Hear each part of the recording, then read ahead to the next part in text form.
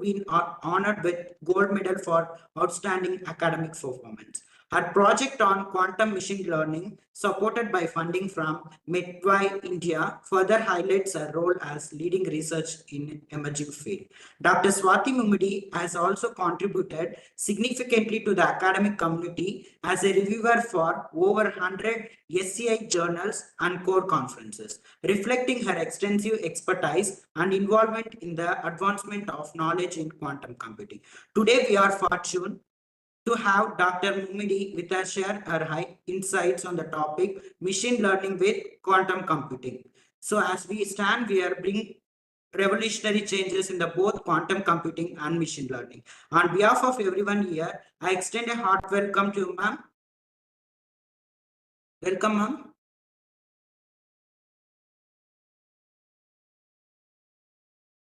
Much for the great introduction. Am I audible? Yes, ma'am. Yes, ma'am. Yeah. So good afternoon, all the participants. As he introduced today, I'm going to handle the quantum machine learning session. So can I share my screen? Yes, ma'am, please. Yeah. Okay, so before starting the session, I would like to inform all the participants that instead of making it as a presentation, one-way presentation, if it is like an interaction between the participants and the resource person, then it will be more effective even for you to understand the concepts. So like I'll share my screen, but in between, in between, if you get any doubts, just feel free to ask me, or you can interrupt me at any time, not a problem. Okay. So I'm just stopping my video, like I'll share my screen.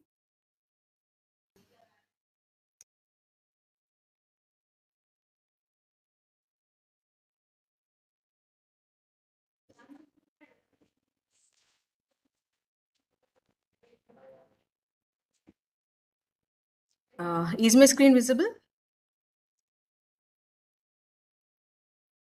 Yes, ma'am.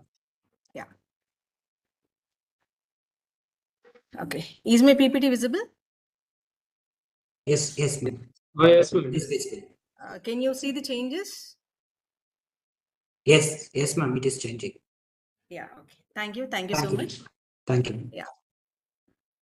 So good afternoon again. Good afternoon to all the participants. I hope you enjoyed all the sessions which have been conducted from last 5 days. So today I'm going to talk about machine learning with quantum computing, because nowadays quantum became a buzzword, like everywhere we can hear like quantum computing, because it has a lot many advantages. So that's why like there is a lot of hope on this, and it is also one of the emerging thing. And it also have the applications in all the domains. Like we can use this quantum computing in chemistry, like for drug designing, or in healthcare, or like in any of the domain you can use of it.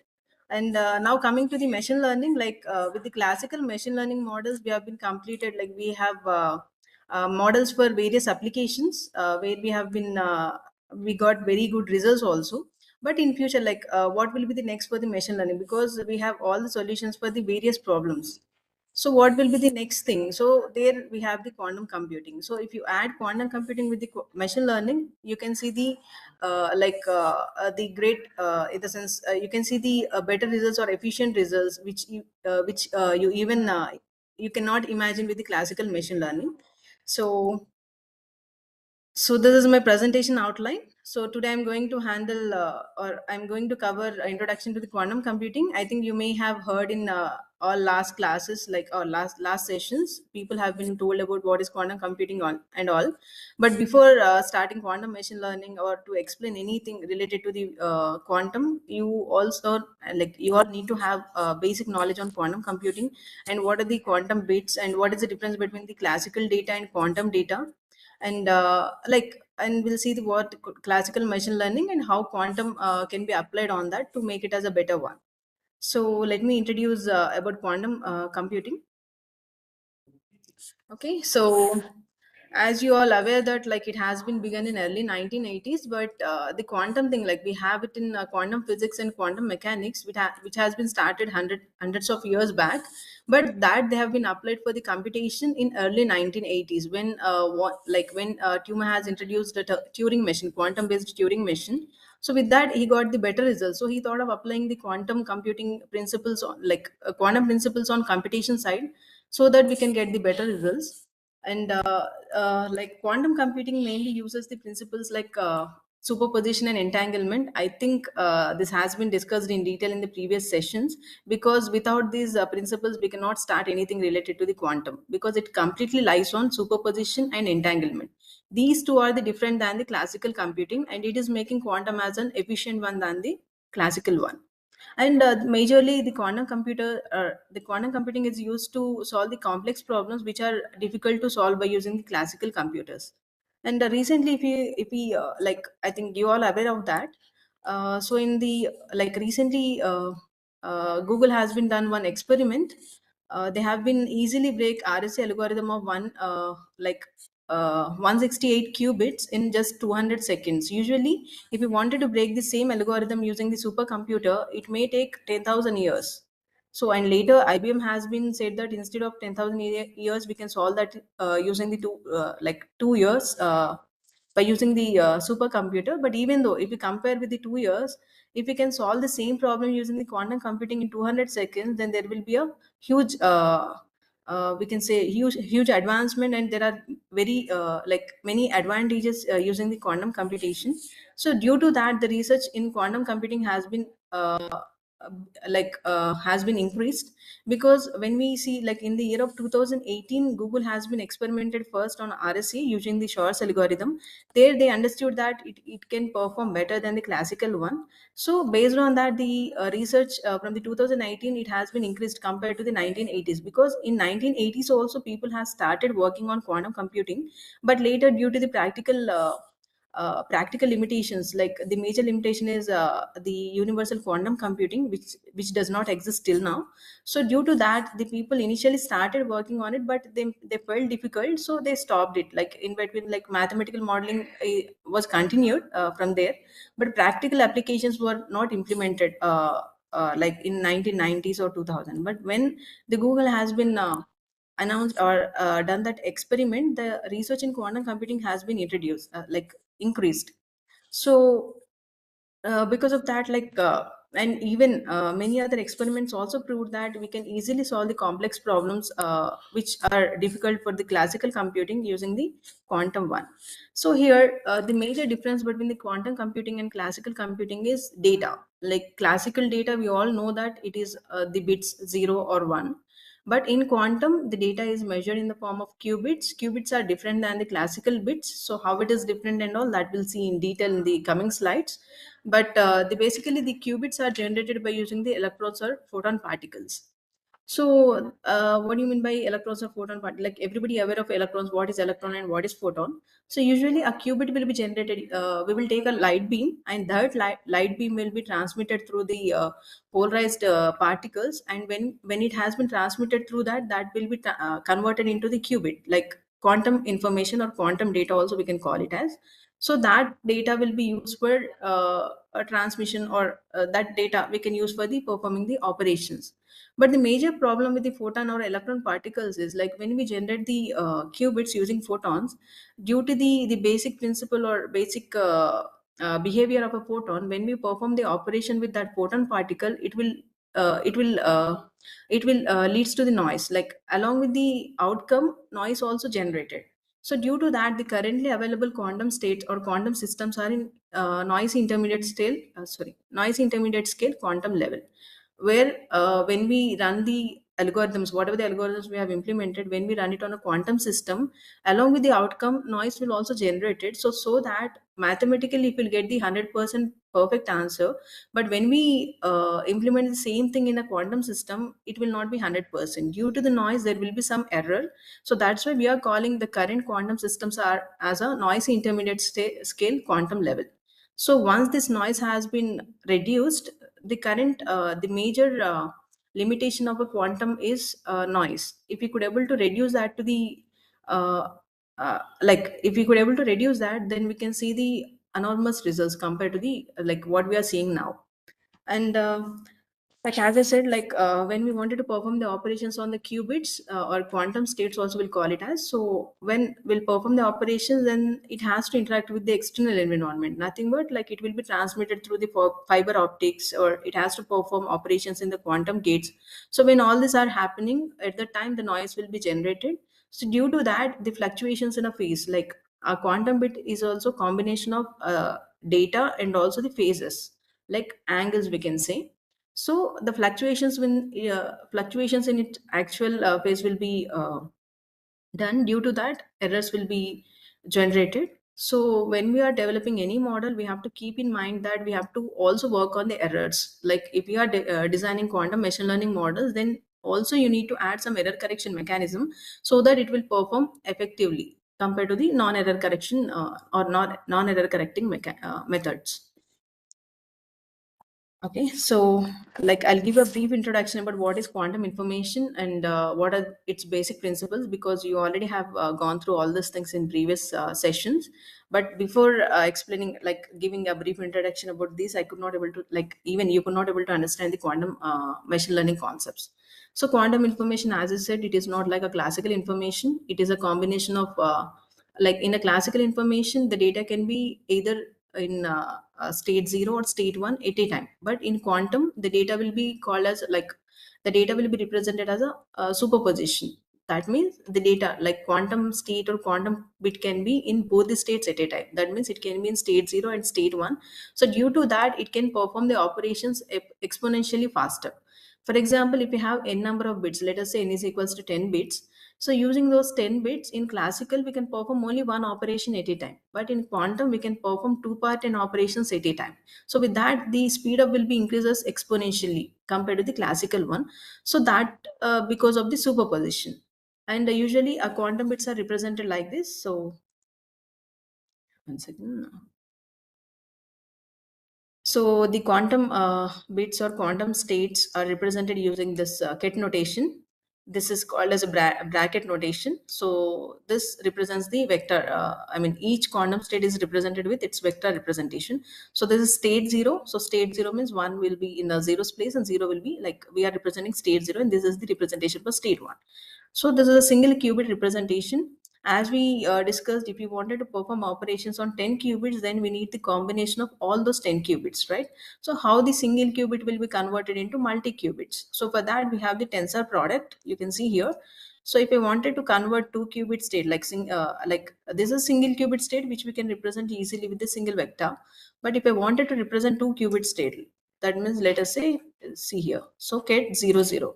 So this can be retrieved by performing tensor operations on single like state 0 and state 0 as represented here.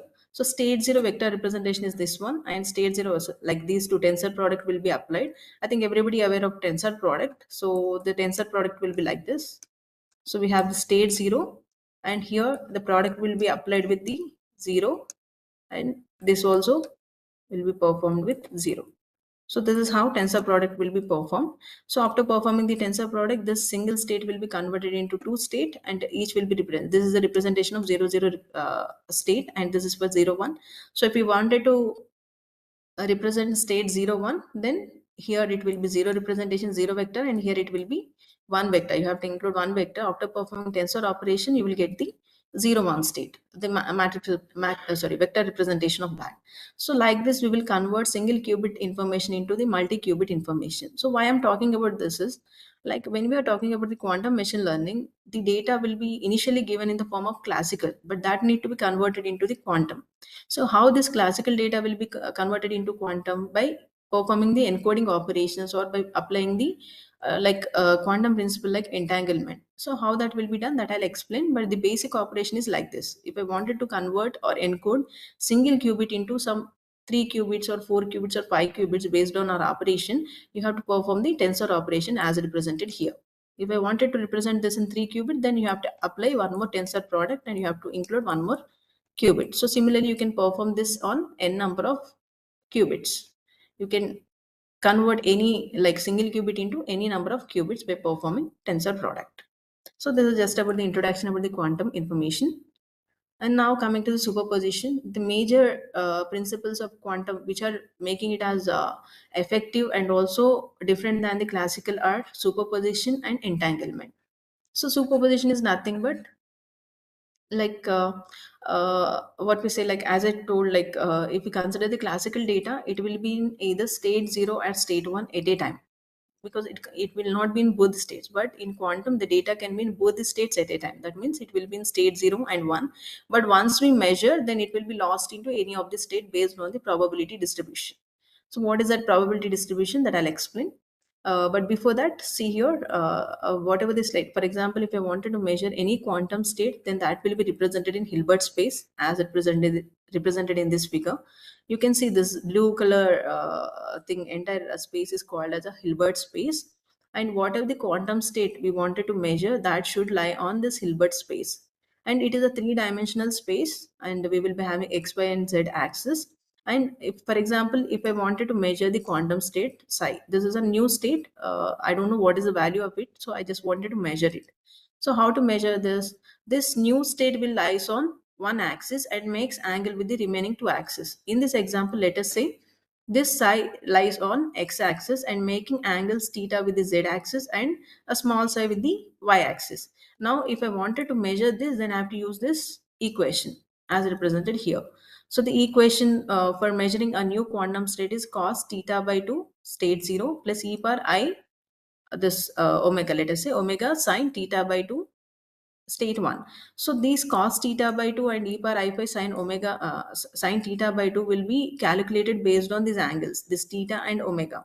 So based on that, the probability of state 0 and state 1 will be calculated. For example, let us say the probability of this will be 1 by let us say some 0.6, and probability of this is 0.4, let us say. So when we measure this, then based on this probability, the state which is having the more probability, that will be represented as an output. So here you can see the probability of state 0 is 0.6 compared to this, it is high. So the output of this will be state 0 with the probability of 0.6.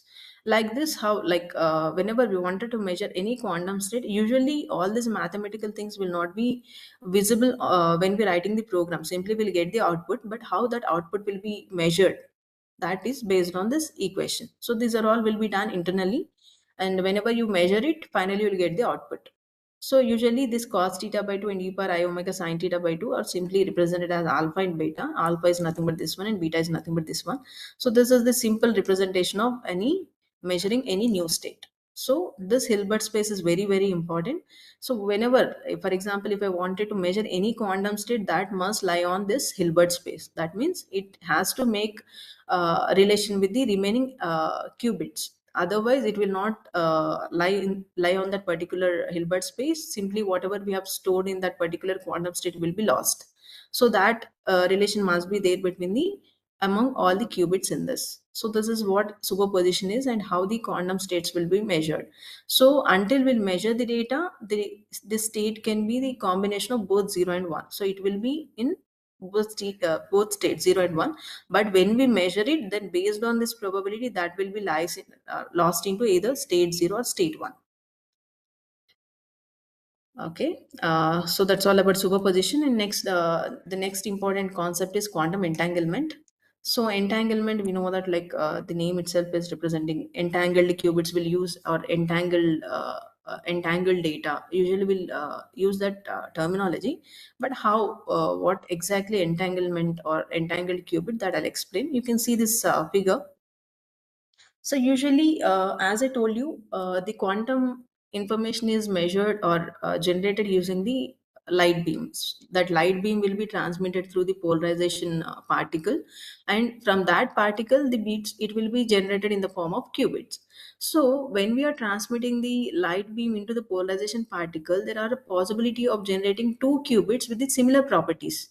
Let us say like I have generated two qubits, like it is acting same, like both we can call it as a twins. We know twins, right? So when twins born, so usually both will be having almost similar properties, like both will looks like same, and both, even if one will get fever, second also will get fever in few cases, right? So the same thing, you can also consider entangled qubits like a twins. So when entangled qubits are generated, the majorly like these two qubits will behave like same. If I modify one qubit, then that will affect the other. So what that mean, I'll explain. So see here, so these are the two entangled qubits. So whenever we'll generate two entangled qubits, those we can transmit to the source and destination or different places. And for example, when we are transmitting the data, so as like in current scenario, the problem of data hacking is huge. Like third person can easily observe the data, they are hacking our information, they are misusing it, right? So to overcome that problem, we can make use of this entanglement. So with this, what happen is we can transmit the quantum data through the air without any physical medium. There is no need of any optical fiber or anything. Those two will be connected through the air. So because as I told you earlier, when those two are generated, will be have like they will be having the similar properties. So that two qubits I can share among the different what we say different locations. Let us say if I wanted to transmit the data and I am the source, and my destination is one kilometer far away, so I can transmit one qubit. Like I can generate two qubits and I can have one qubit with me, and one more qubit I can transmit it to the destination. So if I change qubit which is at source side, that means at my side, that will automatically affect the other one which is at destination side. So if any third person try to observe that, then it is not possible because there is no any physical medium. Even if you use any entangled qubits for losing the data or making some errors or something, then that can be easily known by the source and destination. So this is one of the a secure way of transmitting the data, and till now it is the 100% safer because entangled or quantum data cannot be observed or cannot be hacked. If if that is done by any third person, then it is easily known by the source and destination. Because as I told you, a quantum data is not only the data, it is also the combination of phases, angles. So when we wanted to measure the data, that need to be measured by using these angles theta and gamma. So when a third person try to measure it, then it will be changed, its actual state will be changed. Because that angle, if angle is slightly modified, then automatically that reflect the entire the final answer. So for that reason, if any third person try to observe our data, then that is not possible. Even if we done so, that can be easily known by the source and destination. And using this entanglement, we can do the teleportation. Like everybody knows about teleportation, like teleporting the data, time traveling people are talking about, right? And also many experiments are going on that for transporting the person from here to there. For example, I can be in India now, but at the same time, like within a second, I can be in USA also. That can be done by using this entanglement or teleportation. So for that teleportation, the major principle is entanglement. So the data teleportation can be done.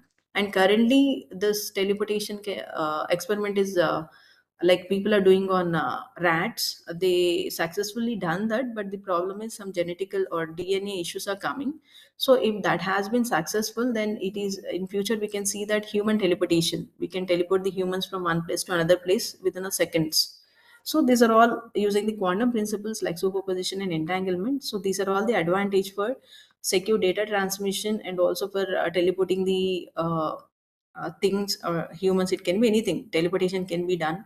As of now, the quantum data which has been transmitted is 100% secure.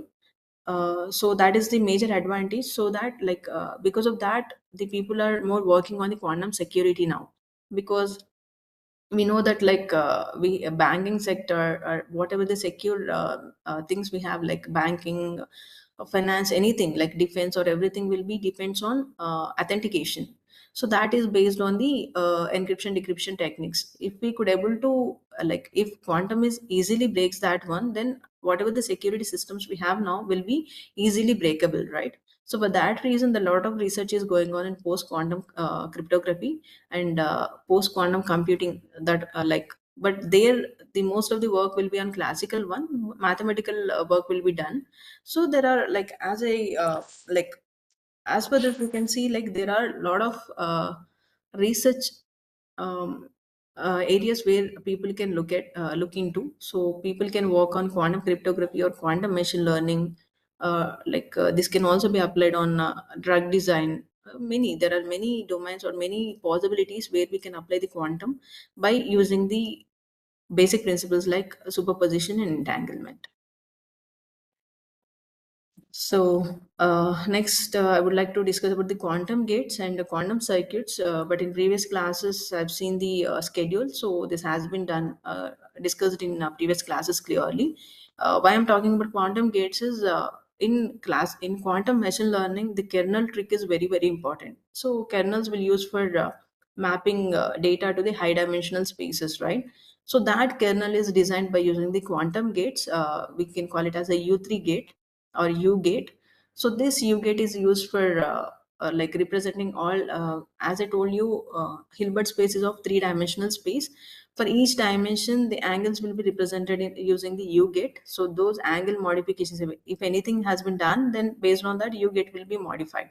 So that U gate is very important. And apart from that, we also use the Hadamard gate as a represented here. Hadamard gate. This is used for the superposition.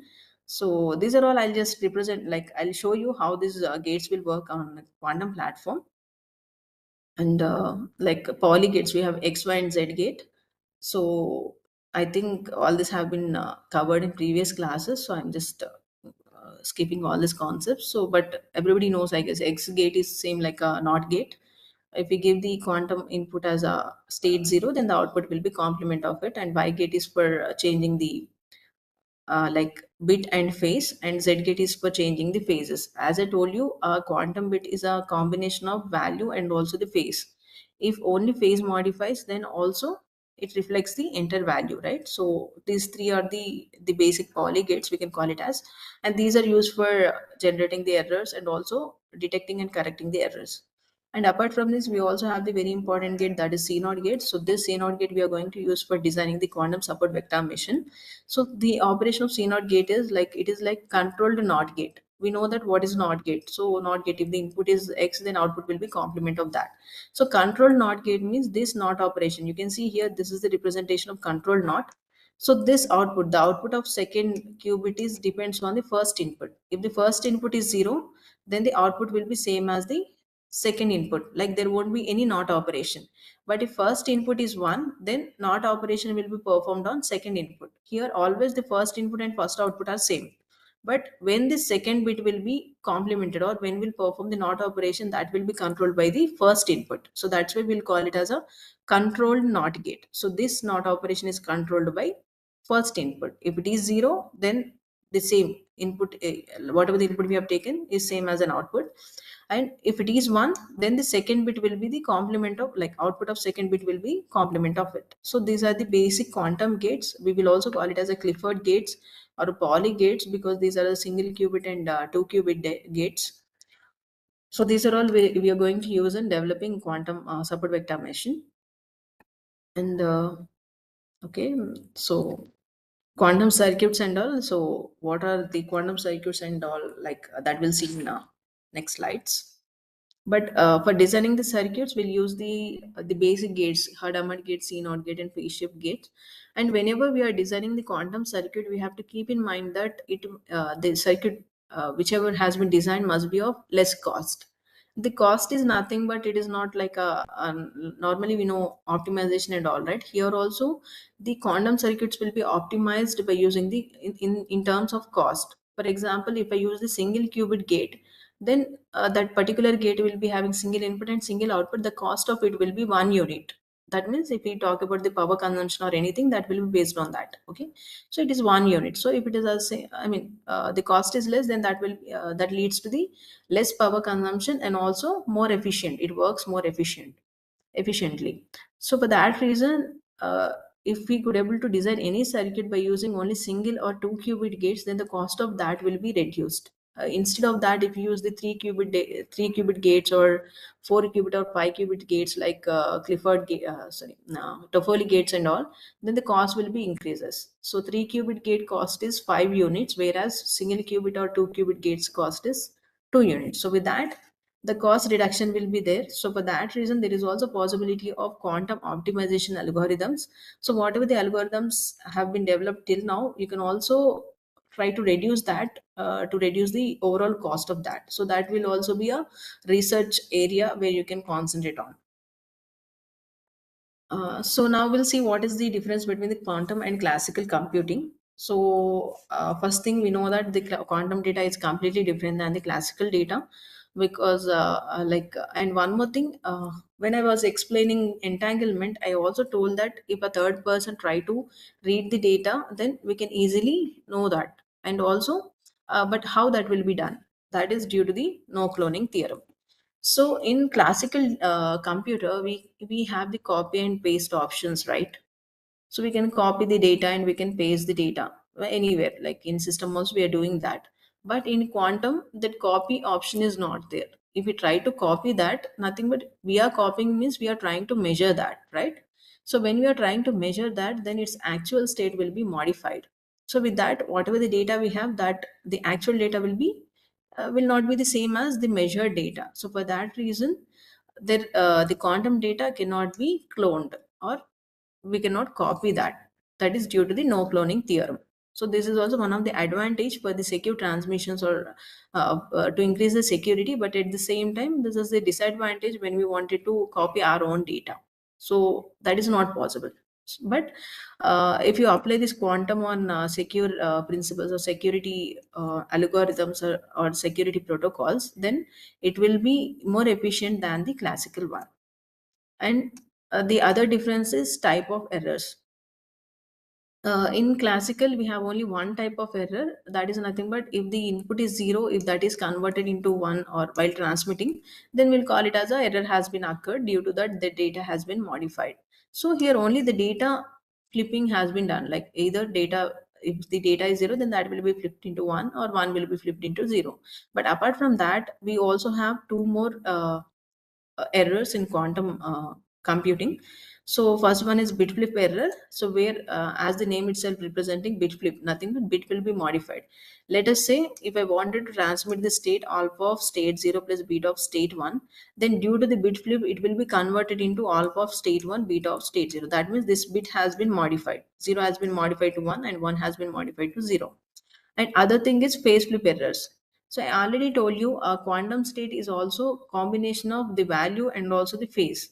So in some cases the bit may not be modified, but the phase will be modified. For example, see this, if I wanted to transmit the state alpha of state 0 plus beta of state 1, due to the phase flip error, the phase will be modified. If the positive phase, then that will be modified into negative. You can see here. Here we have the positive phase, and that has been modified to the negative. So as I told you, like we have the block sphere, so there will be anti-clockwise representation rotation and anti-clockwise rotation. So if it is a positive phase, then it represents some value, and for the negative phase, then the value will be modified. So that's why you also need to concentrate on phase flip errors. And the third case is both bit and phase flip errors. So there is a case where bit will be modified and also phase will be modified. You can see here. So we have the data which I wanted to transmit is alpha of state 0 and beta of state 1, that has been modified to alpha of state 1 minus beta of state 0. Here the positive phase has been modified to the negative 1, and the value, like the bit or quantum state 0 has been modified to 1 and 1 has been modified to 0. So these are the three types of errors which are not there in the classical one. In classical we have only bit flip error, but apart from that we also need to concentrate on phase and bit and phase flip errors. So in quantum, instead of bit flip, there is a more possibility of getting phase flips. When I wanted to measure a new state, then due to a slight difference in the phase, then it will leads to the wrong answer. So that's why phase flip errors are like difficult to detect and correct, and also there is a more possibility of this getting these types of errors rather than the bit flip errors. So this is about the like quantum and classical differences, like what are the major differences and what is the difference between the classical data and quantum data. And any doubts till now?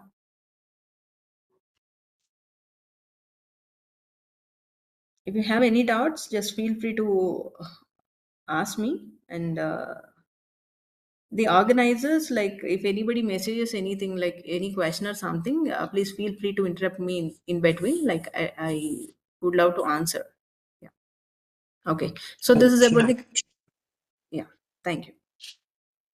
So this is about the quantum introduction and the difference between classical and quantum. Now we'll move to the quantum machine learning. So, like we all know that what is machine learning. I think we all we all have worked on machine learning, because at least one project you have done in machine learning. So everybody knows about machine learning. So I just don't want to explain about what is machine learning and all. Okay, but what is quantum machine learning, and why we are adding quantum computing to the machine learning, and how it will be helpful than the classical machine learning, that we'll see now. And in between, like I will show the hands-on. I'll show in quantum platform also. Okay, so the majorly the quantum computing, if we apply quantum computing in machine learning, then that will leads to the better results or efficient results due to the quantum principles, like as it was superposition and entanglement. So using machine learning, if we could able to do some work in some 2 hours or something, by using the quantum machine learning, same thing we can do it in some seconds, like let us say some 100 seconds. So instead of going to the 2 or 3 minutes, so that kind of difference will be there. So that is due to the quantum principle, like superposition. So with this superposition, we can train and test the data in less time compared to the classical machine learning, and also it enhances the performance. Whatever the results we are getting through the classical will be more efficient when we apply the quantum one.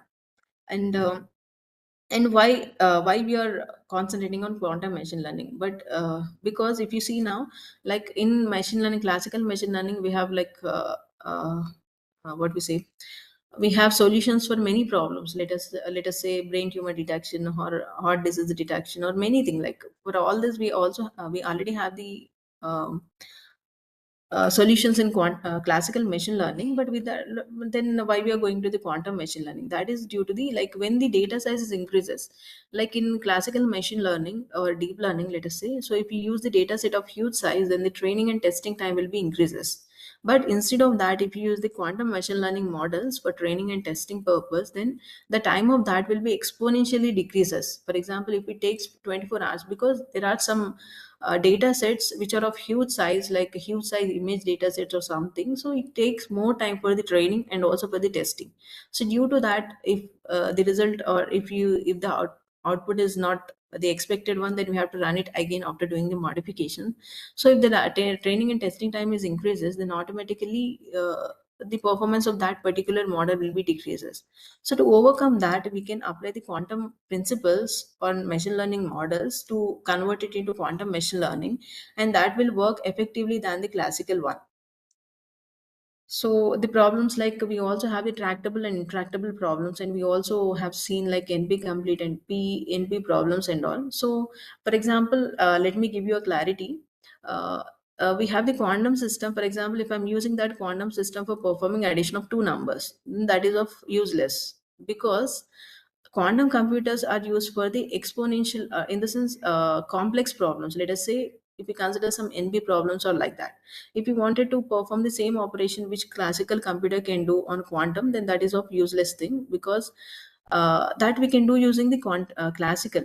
Like quantum is not created for that reason. So the problems which are not possible to solve by using the classical, those you can solve, or those you can those you can solve by using the quantum computing.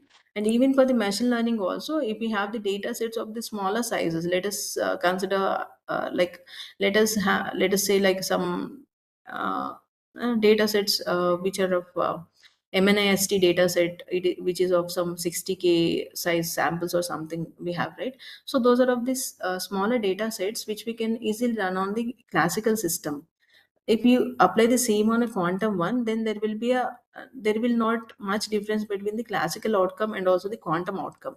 But when you consider the data sets of huge size, and if you run the same on classical machine learning and quantum machine learning, then you can see the difference between those two models. So I hope you understood what I'm trying to say. So if you wanted to solve the complex problems, then I suggest you to use the quantum machine learning. But the normal, which are problems for which we have the better results in a classical one, then make use of that as it is. So this is the major difference between the machine learning. So what is classical machine learning and quantum machine learning? You can see in a single figure. So in classical machine learning, we will be having the classical data, and we will use the some mathematical modeling. We'll use the linear algebra expressions or mathematical equations and all. And based on that, the data will be classified and all, and that will be transmitted to the central processing unit. And then the pattern recognition will be done. And this is how a classical machine learning will work, and the time taken to perform these operations will be this much huge. But whereas if I wanted to perform the same operations in quantum, then first of all, the data is different. Everybody need to concentrate on that. Here we have the classical data, and here we are talking about the qubits. This is a quantum data which is of superposition. So if you consider 2 bits, then it will be in 4 states at a time, that is 0001 1011. So all 4 possible states will be there, and all this can be in at a time, or simultaneously we can see all these things. So when we talk about the quantum machine learning, the process will be initially the quantum data will be considered, and on that mathematical calculations will be done, and that will be transmitted to the quantum processing. We have the quantum processing units which are different than the class CPUs. So this QPU will send the data to the QPU, and there after that the data like pattern recognition will be done. So here, instead of recognizing the single pattern, we can recognize the multiple patterns at a time. So with that, what happens, it will works efficiently, and the problem can be solved in less time compared to the classical one. And the time taken for this, you can see it is of very less time. So this is how the data will be worked. This is how the classical machine learning and quantum machine learning is differentiated. So the process of quantum machine learning is, here you can see, for example, if I consider 3 qubits or 3-bit data, then that 3-bit data will be first converted into the classic quantum data. So whatever the data have given initially, the data sets what we are talking are of classical data. So those data sets, whatever we wanted to map it to the high dimensional spaces, first of all it need to be converted into the class quantum data. So the first process will be the data whatever has been taken will be converted or transformed to the quantum data. You can see C is classical data and this is quantum data, and this conversion will be done by using the kernels, quantum kernels we have, and then that will be transmitted to the quantum machine learning models. We have the various models and various quantum machine learning algorithms. So we can use any of that algorithm based on the requirement, based on what kind of problem you are going to solve. So here with its 3 qubits, we have the total eight possible representations. All this will be transmitted to the quantum machine learning, and here that particular model, whatever we are applying, will be performed, and based on that, the result will be generated, and the generated result will be in quantum representation, and that will be transmitted to the classical data, and finally, a user can see the converted classical data, and in a less time compared to the classical machine learning. So this is how quantum machine learning works, but this you can see this normal quantum classical machine learning representation. Whatever the data we have been taken, that will be sent to the classical machine learning models, and there will get the output. But here there is no need of converting it into the quantum, because the data itself we have considered. But why we are going for the quantum is, if the data size is huge, then the processing on that particular data will take more time. So to overcome that, we have the quantum machine learning models which will work uh, uh, like exponentially faster and exponentially effective than the classical ones. So this is how the quantum machine learning works, and there are various applications where we can apply the quantum machine learning for the better results than the classical machine learning. So you can see the face recognition. We also, like, there are a lot many projects or machine learning models which are available on face recognition and entertainment services, self-driving, and all these recommendation systems.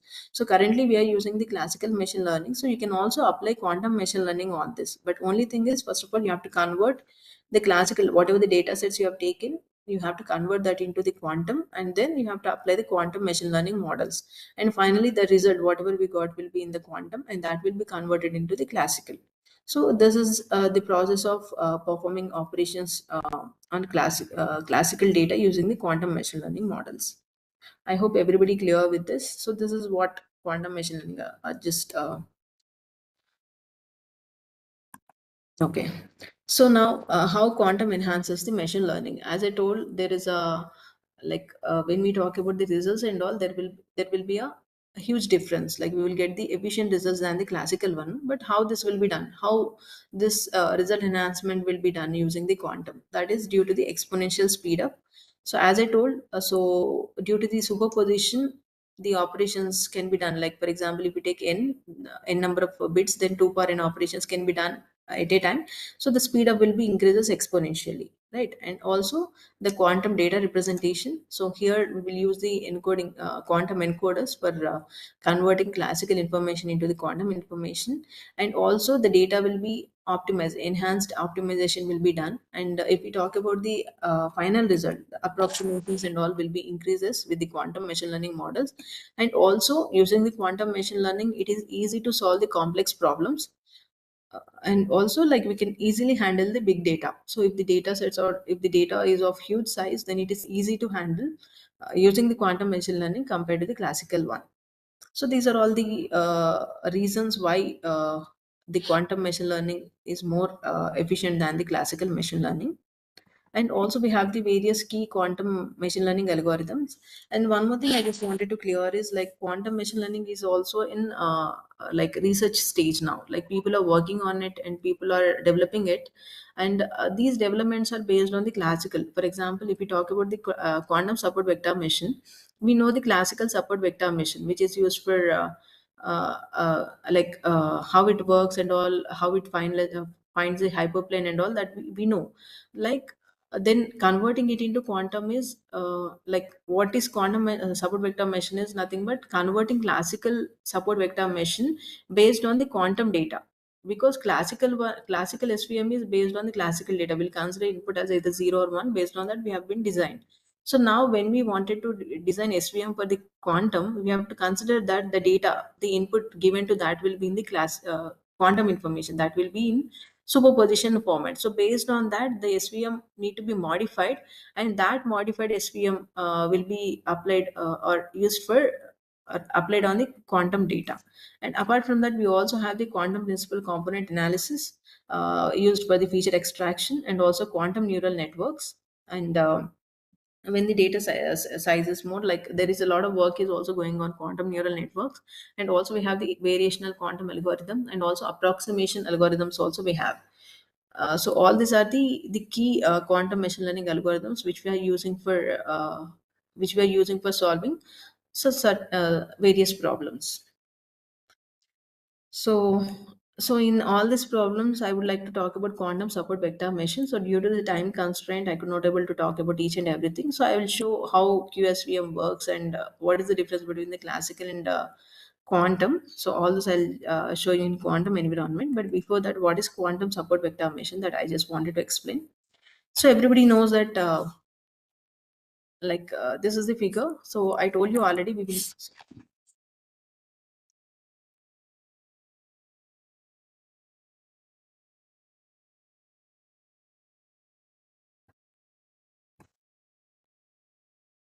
Okay. So mainly support vector machine is used for classifying the data. So we will find out the hyperplane, which is used to separate the different classes of the data. So here maximizing the hyperplane is important. In even in a classical also we are working on that. Similarly, in quantum support vector machine, we will use the same pattern or same methodology on quantum data. So how quantum machine learning works and all. So as I told you, when we apply the quantum machine learning algorithms, first of all, the data need to be transmitted. Classical data or data sets, whatever we have converted, need to be modified into the quantum data. So that will be done by using the quantum kernel. You can see a quantum kernel. So what quantum kernel? So what is the role of kernel here? So whatever the data will have, that will be mapped to the high dimensional space. So same here, the quantum data will be mapped to the high dimensional space. But the difference is, in classical we either have the 0 or 1. Based on that, the mapping will be done. But in quantum, it has to consider the superposition. For example, we have the 100 samples, then that will be mapped to the 2 power 100 possible spaces at a time. So for that reason, the representation of quantum kernel is little bit complex compared to the classical one. So all this will be done by using the classical kernel. So this is a sample representation of classical kernel, quantum kernel. How a quantum kernel is represented. Initially, we will take the data set, whatever the data set it will be. Here, some examples have represented, but apart from this, you can take any data set. So that data set will be converted into the quantum using the quantum kernel. So this quantum kernel is a combination of quantum gates. We have the Hadamard gate. Our gates are nothing but rotation gates. I already told you or I represented you in the block sphere. We have the x-axis, y-axis, and z-axis. So always we may not lie on the x-axis or we may not lie on the z-axis. Based on our requirement, the quantum state may lie on y-axis or anything, right? So based on that, you have to represent these gates. For example, if our data is lies on x-axis, then rotating it among the z-axis, how much rotation you wanted to do and how much rotation you wanted to do through the y-axis, everything you have to represent using the quantum gates. So these are the representations how the classical data set will be converted into the quantum using the quantum kernel. So this is the a small representation how the data will be transmitted. So we have the U gate. So this all R gate, X gate, all gates we can be represented or modified using the U gate. U gate is a combination of three angles. So X axis, Y axis, and Z axis. Three axis angles will be there. So based on this, for example, if I wanted to move my state 90 degrees through the X axis, then I can represent like this. So this is how U gate will be represented. From these U gate, R gates, and Hadamard gates, all these gates will be generated. So this is what quantum kernel will do. So it will maps the data, classical data to the quantum data. And while mapping, there are few cases you have to concentrate on. That is noisy simulation or noiseless simulation. Because as I told you earlier, when we are working with the quantum data, by default noise will be generated because as these are all photon particles.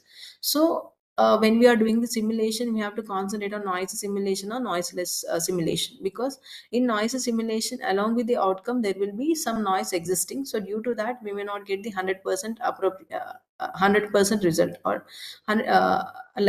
and also you have to concentrate on noiseless simulation, because like when we are talking about the quantum platform, I will show you what are the existing quantum systems and all. But previously, we used to have free access to the quantum systems, like with the 5 qubit system or 10 qubit system, like that. But now they removed free access, and now everything like pay and use. You can use any of the quantum system, but you have to pay for the runtime. So based on that, using quantum system became some. I mean, in current scenario, is of cost. Related to the cost. So to overcome that, we have the simulators. Like we can use the simulators which the companies are providing. So those simulator results are of without noise. So as I told you, when we run it in a quantum system, then that will be generated with noise. So there will be a difference between the simulation results and also the actual quantum system results.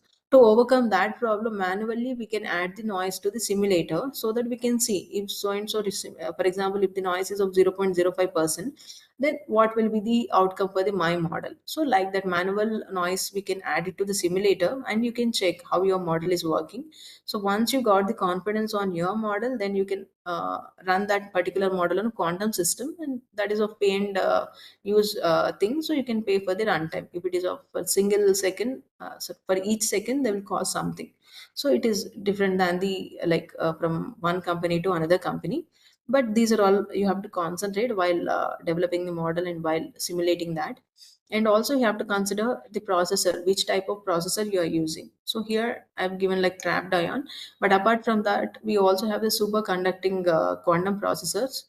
And superconducting in the sense like IBM, which we are using IBM, all these are of superconducting material they have used. And trapped ion materials you can use, or there are in fact Google company also using the superconducting materials. So all these materials are used for generating the processors. So based on that, the quantum particles will be work. Quantum particles will work. Like first of all, to keep that particular. Okay, that I'll explain in coming slides. So this is how the quantum kernel works. So while converting classical data into the quantum, or while mapping data to the quantum, you have to check all these things and what kind of material you are using, whether it is superconducting material or trapped ion material. So based on that also the operations will affect and also the results effects. And after this, so once the data has been mapped to the higher dimensions, then that will be like on that we can apply the quantum methods like quantum support vector classifier or regressor we can apply for finding the hyperplane and also for finding the hyperparameters, or to tune the hyperparameters.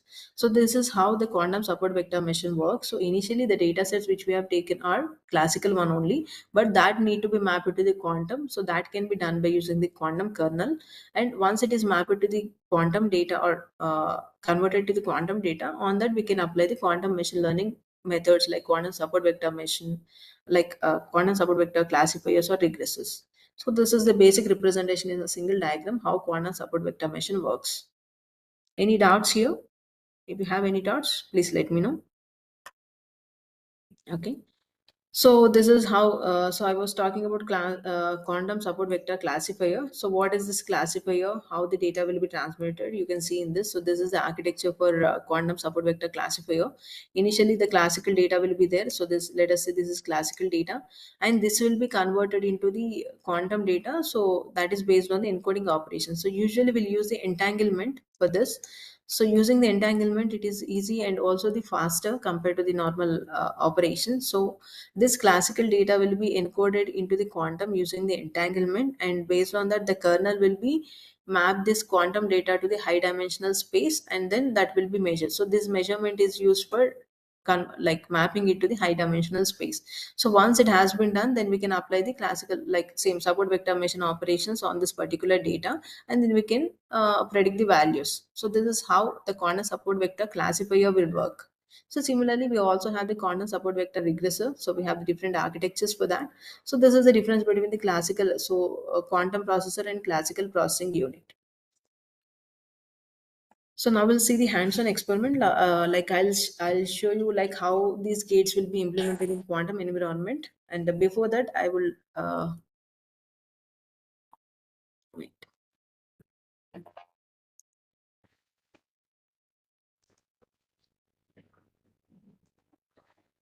So we have the quantum platform. I'm using IBM quantum platform here. So apart from this, we also have the Amazon AWS quantum platform and also the Google quantum platform.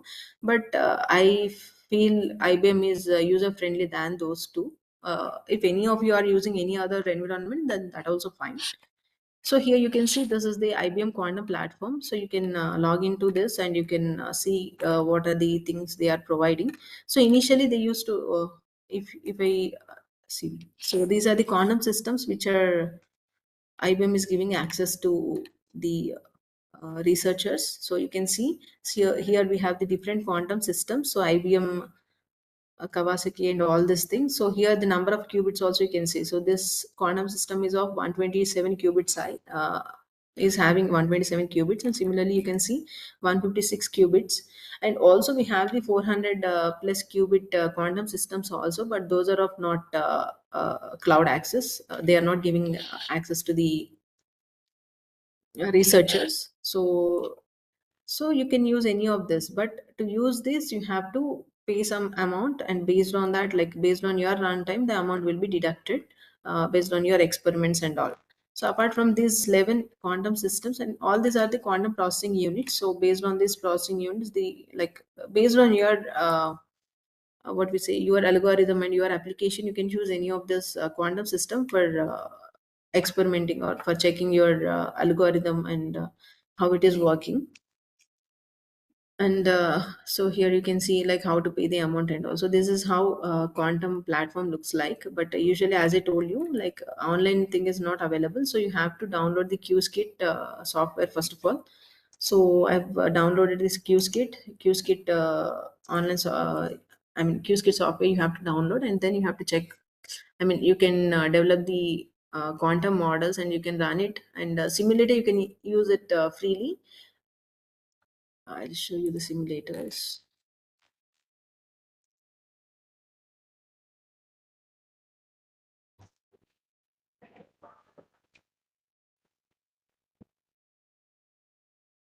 Okay, fine. So it is not visible now. So usually we have the free simulators. So you can also use those simulators for performing the operations. Okay, instead of typing, just let me explain you directly. I'll show you how these gates are implemented and how this will be run on simulator and how we'll get the outputs and all. So initially we have to use the QSkit. So we have the QSkit library, and I have downloaded the offline version of QSkit and I've used that for showing you the outcome and all.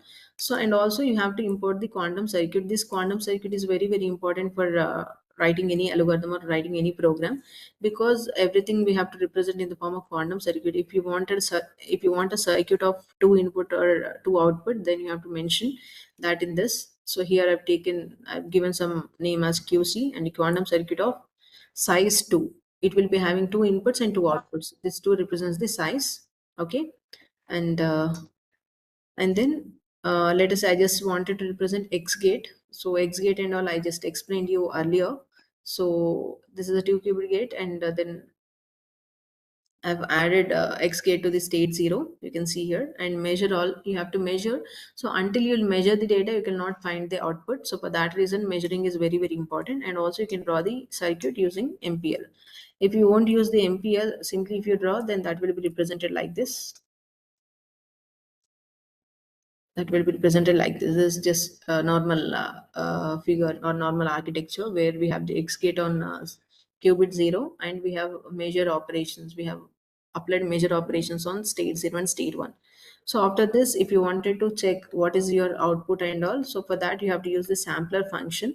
Sampler function is like a simulator. We have the quantum simulator. The name of that is sampler here. So this simulator you can use for checking the outcome of your circuit. This is a simple circuit I have designed. So apart from that, you can also write like QC dot Hadamard gate. I can also apply Hadamard gate on state 1, right? And you can see how this will be represented. So I have applied state X and state. So if you want colorful figures, then you have to use the matplot library. So this is, I have applied X gate and H gate, and then I have to check what will be the outcome. So here the first in Q0, Q1 can be the any input. So initially it will take the 0 as an input. So then it will be run on the sampler. It is like a simulator. We can run it on simulator and we can check what is the output. So I just run it in the simulator, and shots I've run it for the 2000 shots, and then I'll see what will be the output. So here you can see. So this is a visualization diagram. Probabilities can be represented here. So you can see here. So I have taken two inputs, right? So with the two inputs, the possibilities will be 0, 0, 0, 1, 1, 0, 1, 1. In decimal, if you wanted to represent, it starts from 0 to 3, 0, 1, 2, 3. So all this. So the possibility of getting state 1 is 0.5%, and getting state 3 is 0.5%. That means 0, 1 and 1, 1 states will get with the equal probabilities. So this is for this particular thing. And I already told you that whatever the inputs we have taken, that may not show the 100% result. So for that, let us concentrate on Hadamard gate. Even you can also represent results here. So whatever the results you got in that particular figure can be represented here. Okay. And I can also, like here, one more circuit I designed for the Hadamard gate. You can see the Hadamard gate here. So we know that Hadamard gate is used for representing the superposition. So if I'm applying this on Q0, then the output will be the equal distribution of state 0 and state 1. But what happens when I run it? When I run it, there is no equal probability of getting state 0 and state 1, because as I told you, due to the noise, the outcome will be affected. We know that the output of getting state 0 will be 0.5 in Hadamard gate, and 0.5 for this one also. But due to the noise, there is a little bit fluctuation between those two states. And same thing, you can also use same code you can also use for developing the circuits for using various. You can also apply C0 gate here.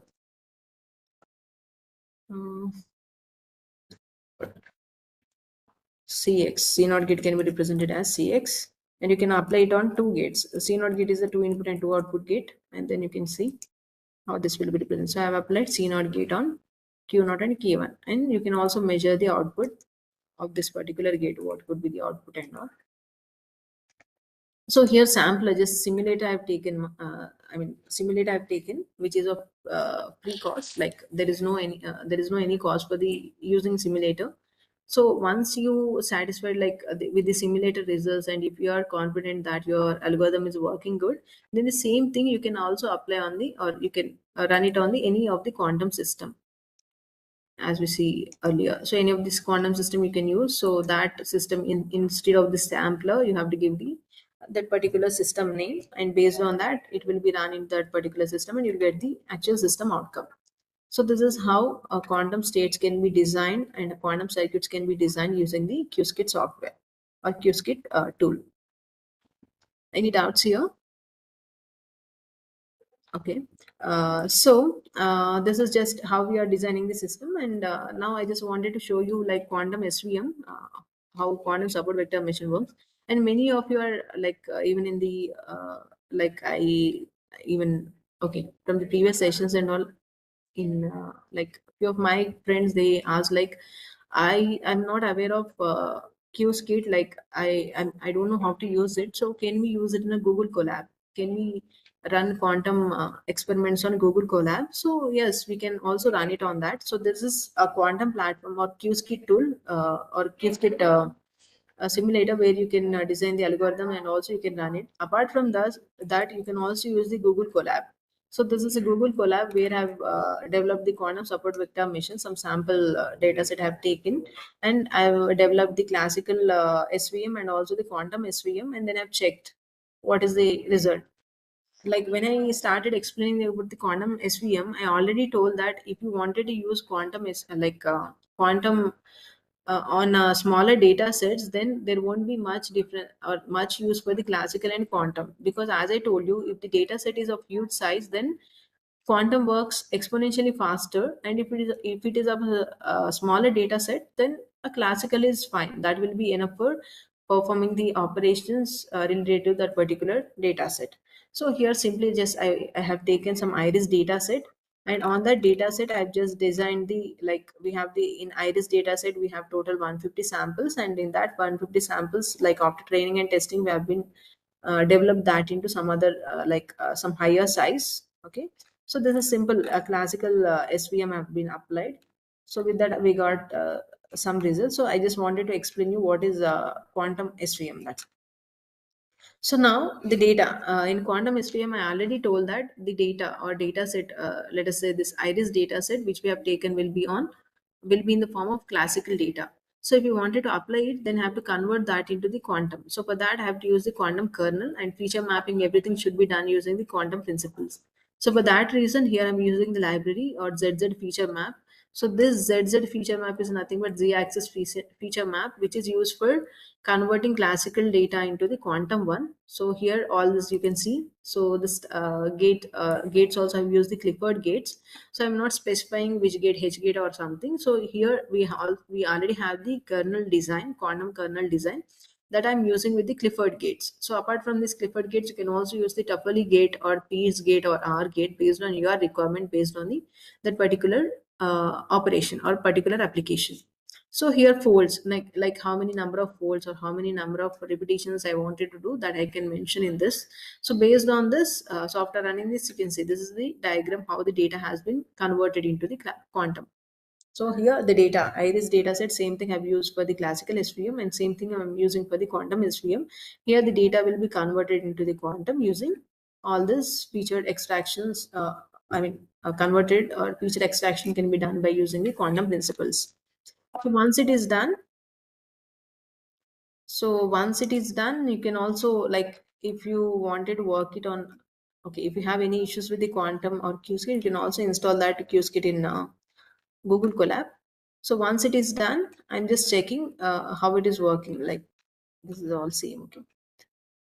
Okay, so once it is done, I'm just checking the amplitudes. So as I told you, using this kernel, I'm just converting classical data into the quantum data. But after conversion, what will be the amplitudes? What are the exact amplitudes or real amplitudes for this representation, that we can see by using this one. So you can use the, or you can import real amplitudes for getting actual values. This theta 0, theta 1, these are the angles on each qubit. So what are the angles and all will be represented using the R gates. R are nothing but the rotational gates through the y-axis. So where the value changes due to this rotation, and also the phase will be changes. So, and I'm using Covilla optimizer so where I'm maximizing, like I'm repeating this for the 100 iterations. So the number of iterations, this max tire is nothing but 100 iterations. So I'm just using this for the 100 iterations, and also I'm using the simulator called sampler, which we have used earlier. So I'm using the sampler and the same model. I just wanted to run it on the simulator, and I just wanted to check what will be the output. So this is the quantum SVM representations. What is the objective values and number of iterations and all. Okay. So after running it in a quantum system, the total runtime for this is 181 seconds. You can see training time for this particular uh, iris dataset using the quantum SVM is 181 seconds. Whereas same model, if I use, it may take more than 300 to 400 seconds. Like it is of a smaller data set, so that's why the difference is not much, not huge. But when we talk about the some larger data sets of some thousands or some lakhs of images or something, then you can see the huge difference between the classical SVM and quantum SVM. So here, so this is how for each iteration the values will be represented here. So when it is each time it is reiterated at the same time, like until 181 seconds, it will be the iterations will be continued and the values will be calculated. So after 181 seconds, we'll get the enter this particular graph. So this is how quantum SVM works. So here we have seen majorly the quantum kernel, so which is used for mapping the classical data to the quantum data into the high dimensional spaces. And also we have seen the training time of this has been less compared to the classical one. But to see the more differences, we have to consider the data set of huge size, because due to the time constraint, I could not able to add the higher data sets because it will take more time. So for that reason, I just wanted to show you with a smaller data set. So with this, I think you all understood what is the difference between the quantum SVM and classical SVM. Okay, so that's all about I mean, representation on quantum environment.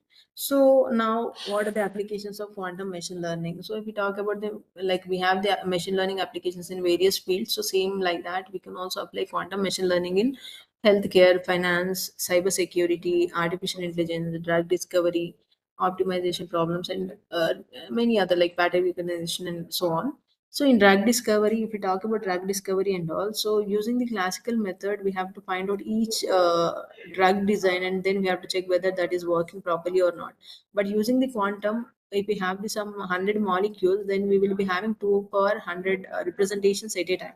So from that, finding a proper representation or proper drug equation or proper drug design is easier than the classical one. So for that reason, like a lot of research is going on in drug discovery also. And cyber security, as I told, the quantum security communications are very important in current scenario. So as of now, we don't have the universal quantum system, but once that has been designed, then it is like whatever the security mechanisms or algorithms we have now will be easily breakable using the quantum. So for that reason, working on the quantum resilient security mechanisms is very very important. So this is also one of the major research area where who are interested can concentrate on. And healthcare, as I told you, in healthcare we have the many machine learning models for predicting the diseases and predicting different things. So if you apply the quantum machine learning, you can see the huge difference, like huge better results than the classical one. And finance, like financial things and all, everything like financial things and different pattern recognition and optimization, these are all the research opportunities in this particular quantum machine learning domain. So we discussed the advantages and all, but at the same time, you also have the challenges and limitations. So as I told you earlier, we don't have the universal quantum system. For example, let us say we have the quantum system at IBM, and even Google have their own quantum system, and even Amazon have their own quantum system. For example, let us say I have developed one protocol or algorithm that is working well and giving the better results on IBM quantum system. But the same algorithm, when I apply it on or run it on Google's system or Amazon, then it will not give the same results due to the hardware what to say hardware differences in all the systems. Because for example, we have the laptops or something, right? So if I run some program in my laptop, I can copy that and I can run it in your laptop also, because all these are universal structures. All the computers are designed in a similar way, but the quantum systems are not like that. All these are designed using the proton particles, and this quantum system should be kept at minus 475 degrees centigrade. So in that particular, like, it has to be freezed in that particle, then only the photon particles will perform some operations with less noise. Even though in that particular environment also the getting noises, getting noises huge.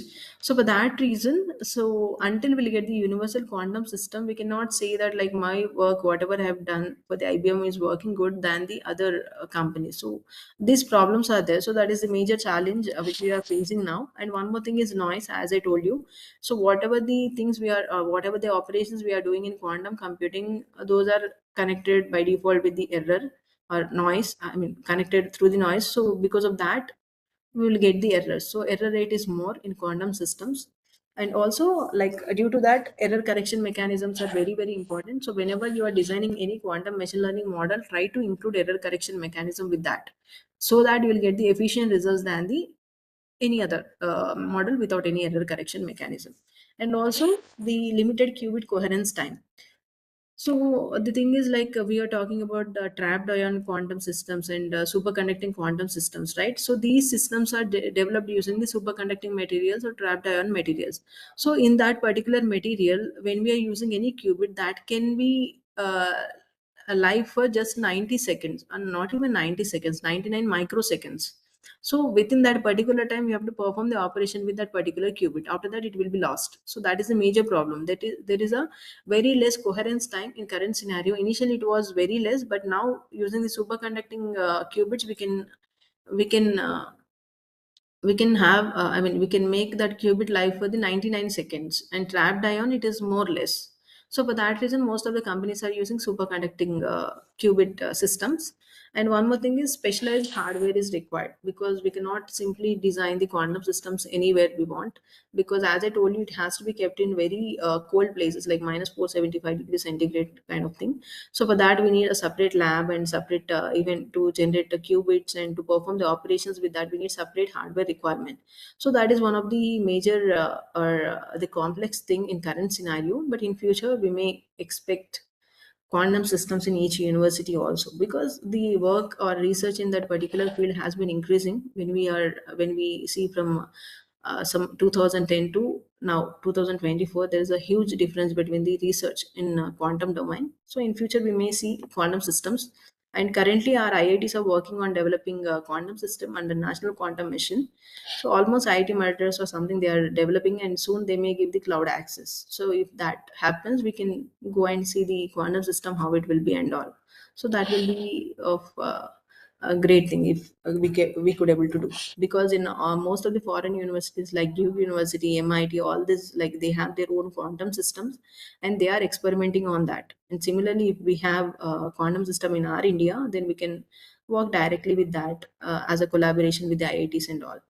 And also, it is difficult for the data preparation. It takes more time for the data preparation, because we have to convert classical into the quantum. So we have to do the mathematical modeling also. So whatever the applications we are doing directly, we cannot apply quantum and will not get the proper results. So based on that particular application, we have to do the mathematical modeling, and then we have to develop the quantum algorithms for that. And as I told you, like, algorithm complexity also increases, because the operations will be on quantum bits. So based on that, we have to concentrate on noise, and we have to also think about the error correction. All this we have to include in that particular algorithm for the better results. So for that reason, complexity increases. And also the skill gap, the human power, the existing who are experts in quantum are very less.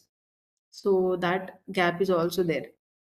If we get able to overcome all these limitations and challenges, we can see the enormous results, or like, we cannot even expect in like using the quantum. And coming to the future directions, all you are of faculty. So if you are interested, you can do the research in quantum, because this is an emerging area, and there is a lot of scope in doing research, because it is in infant stage. So you can do, like, if you find anything and if you start working on that in quantum, then that will be a novel. Like you can if you get the better results than the existing one, then that will become a novel innovation. So for that reason, so there is a lot of research opportunity in quantum domain, so you can concentrate on that. And you can work on quantum hardware advances. So who are from the electronics or electrical, they can work on the hardware designing, chip designing, quantum chips also, like Intel working on the quantum chip design. So if that has been done, then that we can they are planning to use that in a classical systems. If we use that quantum chip inside the classical system, then automatically the speed increases, and also we can do the operations easily, the complex operations also we can do it easily. And you can also work on the new algorithm development. So you can develop new machine learning algorithms. We already have the classical machine learning algorithms, so that you have to modify based on the quantum information. So for that you have to do some mathematical thing, and you have to do some basic work. So if you could able to do that, then there is a lot of opportunity in quantum, like developing quantum machine learning models, and also the hybrid models. So as currently we are not completely working on the quantum system, it is a combination of classical and quantum. So you can also develop the hybrid models which can work better. And also the broader applications, like you can develop algorithms for the climate modeling, even weather forecasting also. If we apply the quantum for the weather forecasting, we can get the 100% exact answers, because sometimes if they say rain will come, it will not come, that happens, right? But by using the quantum, we will get a very perfect results. And apart from that, you also can work on any standardization policies. You can develop any protocols, and you can make it as a standardized one. And you can do the commercialization also. Apart from this, you can also develop the quantum optimization algorithms, where currently there is a lot of scope in that. Whatever the existing algorithms we have, the cost of that is huge. So if you could able to reduce that cost to at least 1 unit, then that will lead to the better results. And even inside the system, the space, even the cost also affects the system design or hardware infrastructure. So all this will be the affected. So if you do the optimization, then that will be of there is a lot of scope for that. And apart from that, you can also develop the algorithms for error correction, and also the some security domain you can concentrate on. So all this are the emerging areas where you can concentrate to start working in quantum. So that's all about the quantum machine learning and its use in, quantum and its use in machine learning. I hope everybody understood this session. And if you have any queries, please Yeah, feel free to. participants, if you have any queries, feel free to ask.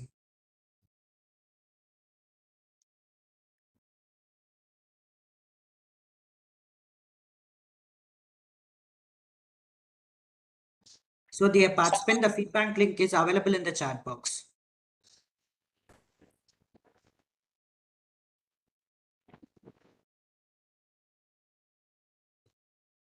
Dear participant, if you have any queries.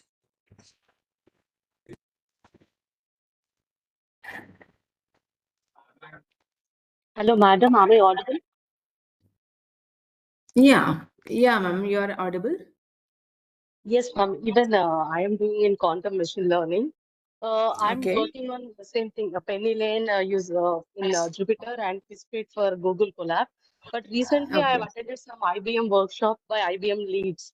They said that whatever Okay. you are doing simulations, they are just it's like a classical only. You have to do on IBM platforms or real platforms because they give you QPU simulations. Can you just Yes, guide us yes. in that, ma'am? Yeah, the There is same, a ma'am. confusion. Yeah, true. So whatever I've shown you, as I told you, we are working on just simulators which are of a classical based. So as I told you, like Okay. I've shown you some platforms, right? These IBM platforms and all. So Yes, if you yes, run yes, your yes, ma'am. algorithm in this any of this system, then that will be of validation. Like you can see that I've worked on the quantum system. But apart from that, whatever I've Okay. shown you and whatever you're doing in Penny Lane or QSKIT, those are all of classical based. But we are just checking based on the Okay. quantum. Like if the quantum system is there, like, yeah. So like simulation. So that's why I'm saying that it is like a simulator, not an emulator one. So you're just simulating based on the those platforms. Madam, then So IBM, yeah. whatever they say, because I know that they are giving 127 qubits for free, but when we go through access and all, it has some time limit and all. Can you just guide us in that? To what extent it is free and how can we access it?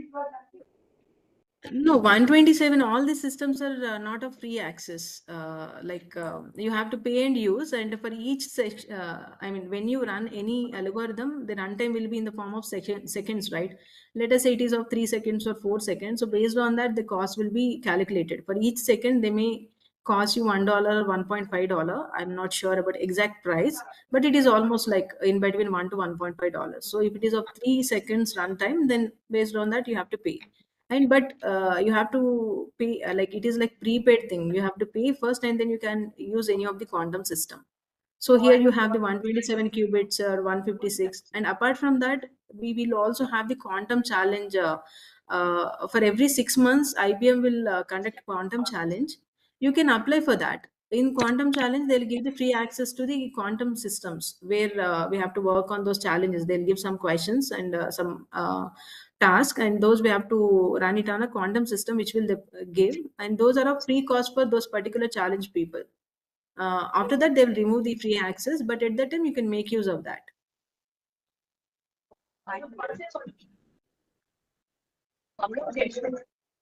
When you're doing this collaboration, so some of the data sets having Ma'am, around 20,000 pages. ma'am, your voice is disconnecting. Uh, your voice is not clear, ma'am. Hello?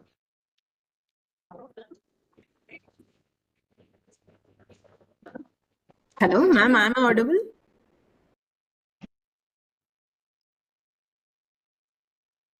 Yeah, in between some connectivity issues are Can there, you hear me ma'am, now? from your side. Yeah, yeah. Yeah. No? Tell me. Madam, Yeah, tell me, ma'am. recently I'm working on some data sets having around 10,000, 20,000 images. I tried using Penny Lane Okay. and Jupyter, but I am only getting accuracy of 60%. I've tried using different optimizers. Can you, because Yeah, time that is a taken is very problem, less, ma'am. ma'am. It is very, very less. Compared classical will take in hours. We could do in seconds. That's the Yeah. advantage, exponentially faster. So how to improve the Correct. accuracy? We have tried with yes, ma'am.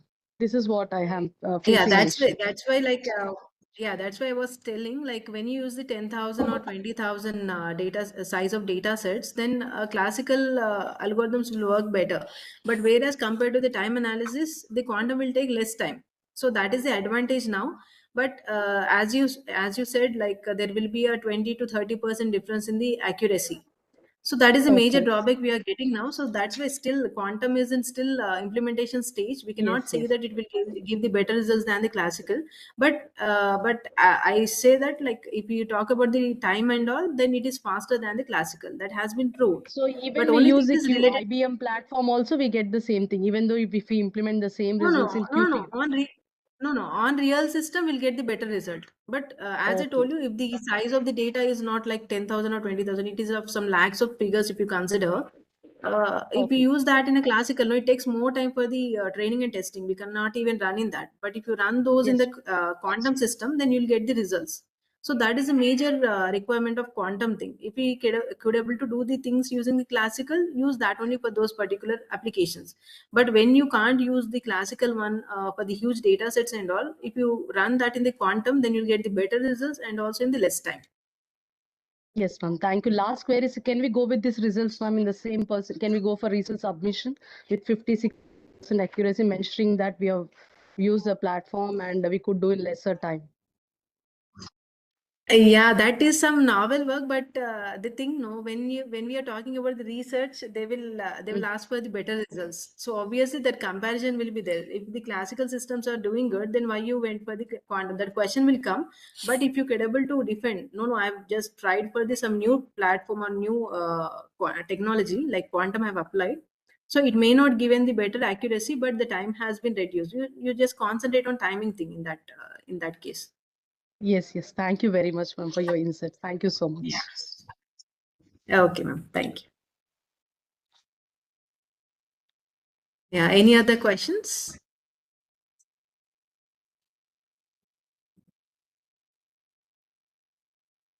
The Yeah, next resource someone person is asking. waiting. Hello, ma'am. Hello, Yeah. ma'am. Am Hello. I audible?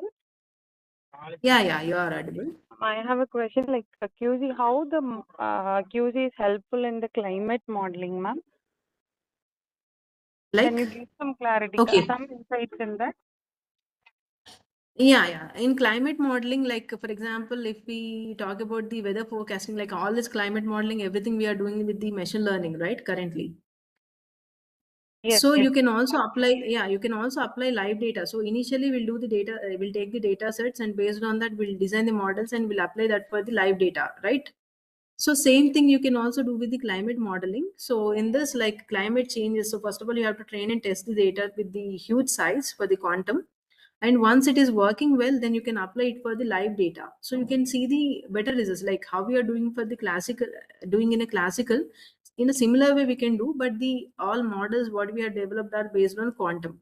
So these models, what you see is like when you consider the live data, then it will be of huge size, and it has to consider many other things, right? Many other parameters will be there. Many other features it has to consider. So for that, when you use the quantum, all this will be considered, and you'll get the approximate or better results. Like accuracy will be more compared to the classical one. Okay, ma'am. Thank you. Yeah, even in stocking also, like currently people also working on stocking using the quantum. If quantum will come in stocking market, then you cannot even believe, like we can get the, like where we can get the, I mean, which companies will perform better and all can be easily, that information we can get easily using the quantum. Okay, ma'am. So it's really helpful in the time series, kind of like a huge data. For a big data analytics, QZ will be more helpful, right, ma'am? Correct. Yeah, it will work on smaller data sets also, but if you want the more accurate results and all, then go with the big data. Yeah, fine. Thank you, ma'am. Thank you. Okay. Really, it was an Yeah. awesome session, ma'am. Thank you so much. Thank you so much, ma'am, for presenting such a valuable and compelling session, ma'am. So, other resource person is waiting, ma'am. So, thank you Okay. once again. Yeah, thank you so much for giving me this opportunity. I hope everyone understood this session. So if anybody having the questions or anything, you feel free to contact me. You can take my mail ID from the organizers. You can mail me at any time if you have any questions related to quantum machine learning. Thank you once again. Thank you so much for all the organizers and PSV set uh, faculty members. Thank you. Thank you, ma'am. Thank you.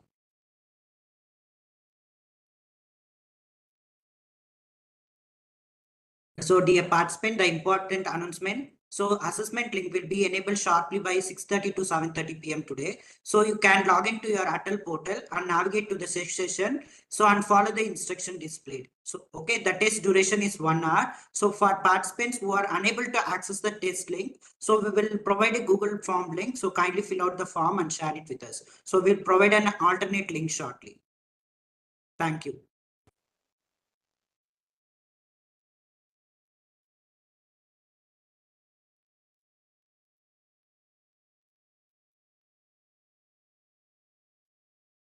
So we will move on to the next session, day 6, session 12. So it's my pleasure to extend a warm welcome to Dr. R. Manigandan, Associate Professor at Government College of Engineering, Tanjavur, Tamil Nadu.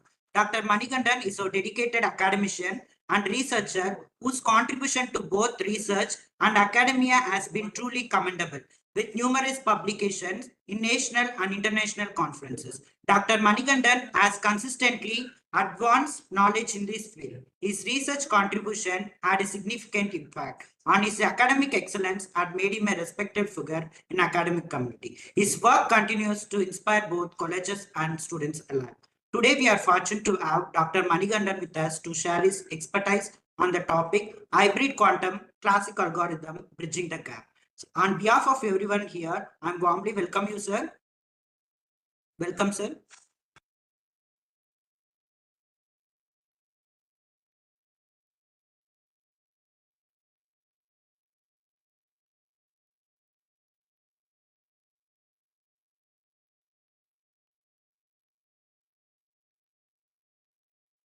Sir, Manigan sir, is visible, sir.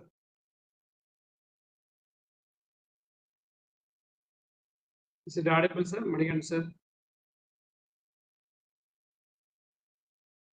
Unmute your mic.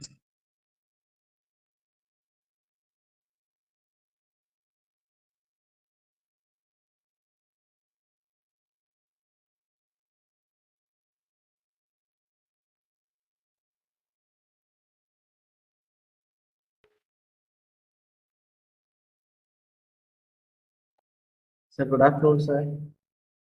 Yes, sir. Good afternoon, sir. Good afternoon. Yes, you can Yes, sir. start. Welcome, sir. Okay, sir. Okay, thank you. Okay, good afternoon, everybody. Okay, I just share with you my research relevant to hybrid quantum Sir, transfer your algorithm. voice is low, sir. Little bit loud. Sir. Okay, now, sir. Now,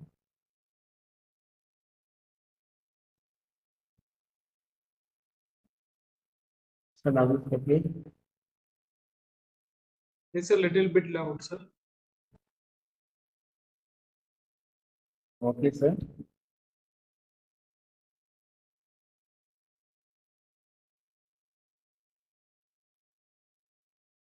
Okay.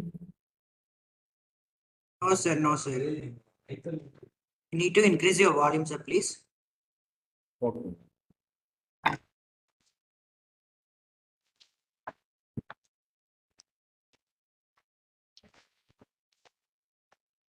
Yes, sir, now it's okay. Yes, sir. Yes. Yes, okay. Yes, sir. Now it's Okay, okay. sir. You can proceed, sir. Okay, sir. So, good Fine. afternoon, everybody. I just share with you in my knowledge and as well as that research oriented concept where hybrid quantum classical algorithms with bridging the gap. Actually, in this concept also one of the domain research area. So many domain is there in computer science, artificial intelligence, machine learning, deep learning, cloud computing. So this also one of the domain. Hello. Yes, sir. You can start. Okay, Sir. one of the domain hybrid quantum classification algorithms. Okay, this presentation will explore the exciting world of hybrid quantum classical algorithms and how can they are revolutions in the field of computing. We will delve into the potential of quantum computing, its limitations and the key role of classical computers play in harness its powers. Will also discuss some of the most promising hybrid algorithms.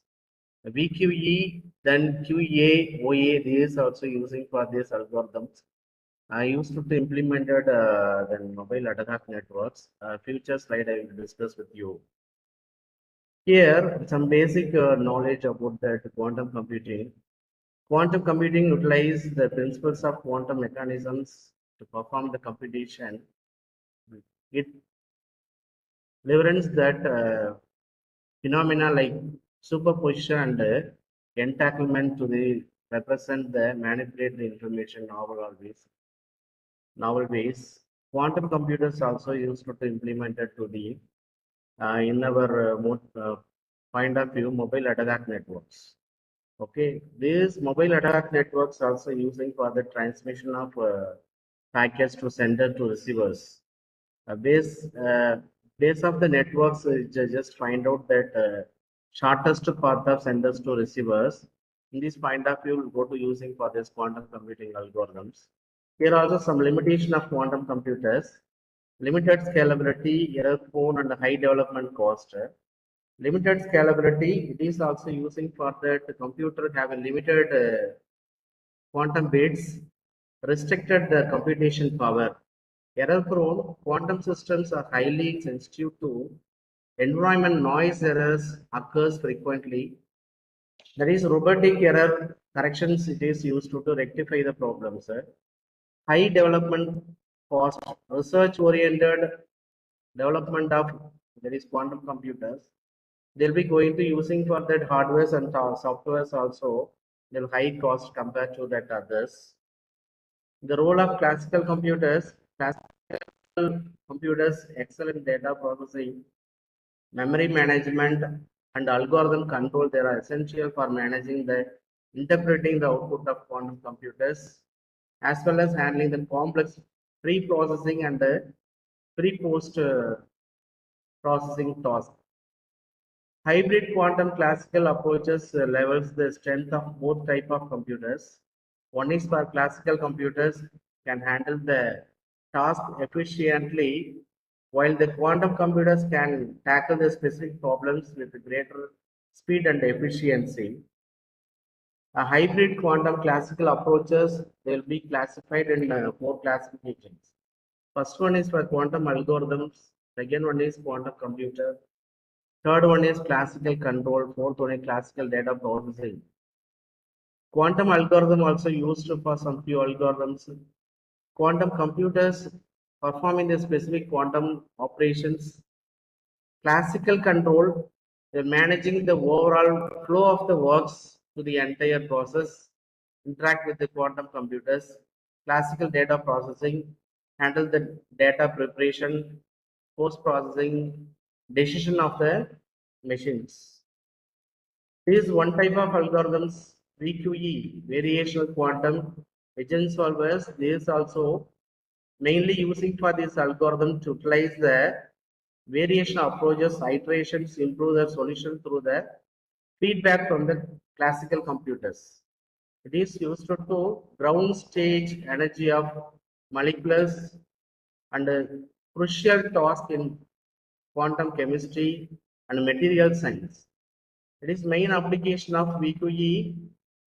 VQE has application in drug discovery, material design, and another one is quantum simulations. By understanding the energy levels of molecules, scientists can gain the insights to their problem area. Hybrid quantum classical algorithms, they will be going to bridging that gap. Quantum computing has the potential to solve the specific problem such than faster than classical computers. For example, quantum algorithm can significantly speed up tasks like optimization, simulation, and searching the large databases. It is also used for several limitations to that across the quantum computing. First one is quantum bits also is there, handle a small number of limitations to this. Progress time is also quantum bits lose the quantum property quickly, which restrict the time available for the computations. Noise also is another restrictions. Quantum computers are highly sensitive to noise, which can interference with calculation and reduce the accuracy. Because of these challenges, quantum computers cannot yet outperform classical computer across all the tasks. This is where hybrid quantum classical algorithm come into that. What are the hybrid quantum classical algorithms? First one is for hybrid quantum classical algorithms combine the strength of both quantum and classical computing. They allow us to use the quantum computers for a specific task that benefits from the quantum properties like that superposition, and another one is entanglement. While relying on classical computers to handle the task, there are better suited for such as error correction and optimization. Okay, these algorithms help to bridge the gap between the current limitation of this quantum hardware and the goal of achieving the quantum advantage in real world application. How to hybrid quantum classification algorithm works? We'll be following that quantum computing rule, classical computing rule. Quantum computing rules excel at a specific task like solving certain optimization problems, simulating quantum systems, or analyzing large data sets using the quantum properties.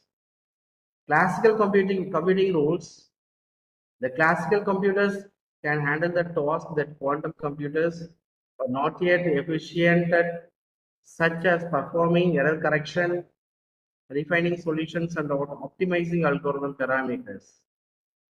These two systems work together in an interactive process. One is for there is quantum computers and the classical computers. Quantum computers performing calculation on specific problems. Classical computers analyze the result and helps optimize the quantum process, adjusting parameters and guiding the quantum systems to better solution. Examples of hybrid algorithms, one is for VQE, another one is QA, OA. These both algorithm also used to that implemented to find out the shortest path of senders to receivers.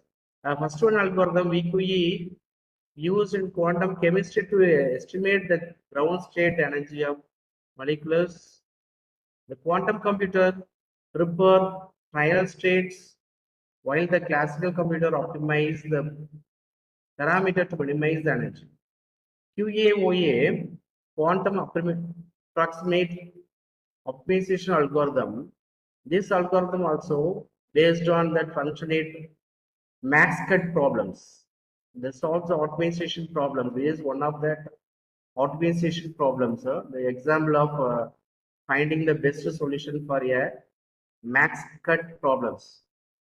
By using the quantum state to explore the possible solutions, while the classical computer optimize the quantum circuit parameters.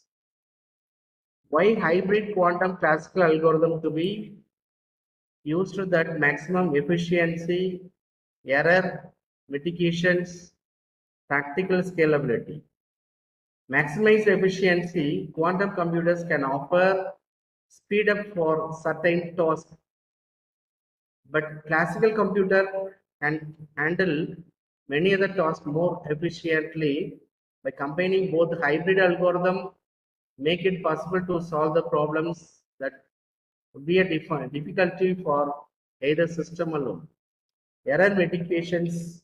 Quantum computers are prone to errors, but classical computers can assist with the error correction and refine results, improving accuracy and reliability. Practical scalability. Hybrid algorithms allows us to work with the limitation of current quantum hardware while still using the quantum property to tackle the complex problems. As quantum technology improves, this algorithm can scale up to large and more complex challenges.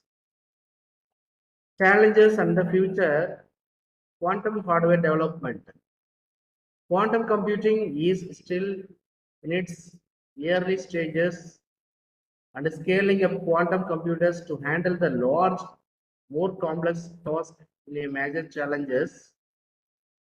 Algorithm complexity. Design the effective hybrid algorithms requires expertise in both quantum and classical computing, as well as the careful management of the interactions between the two systems. As quantum hardware advanced, hybrid quantum classical algorithms will continue to evolve, enabling real-world applications and paving the way for the full potential of quantum computing. Current trends in where hybrid quantum computing.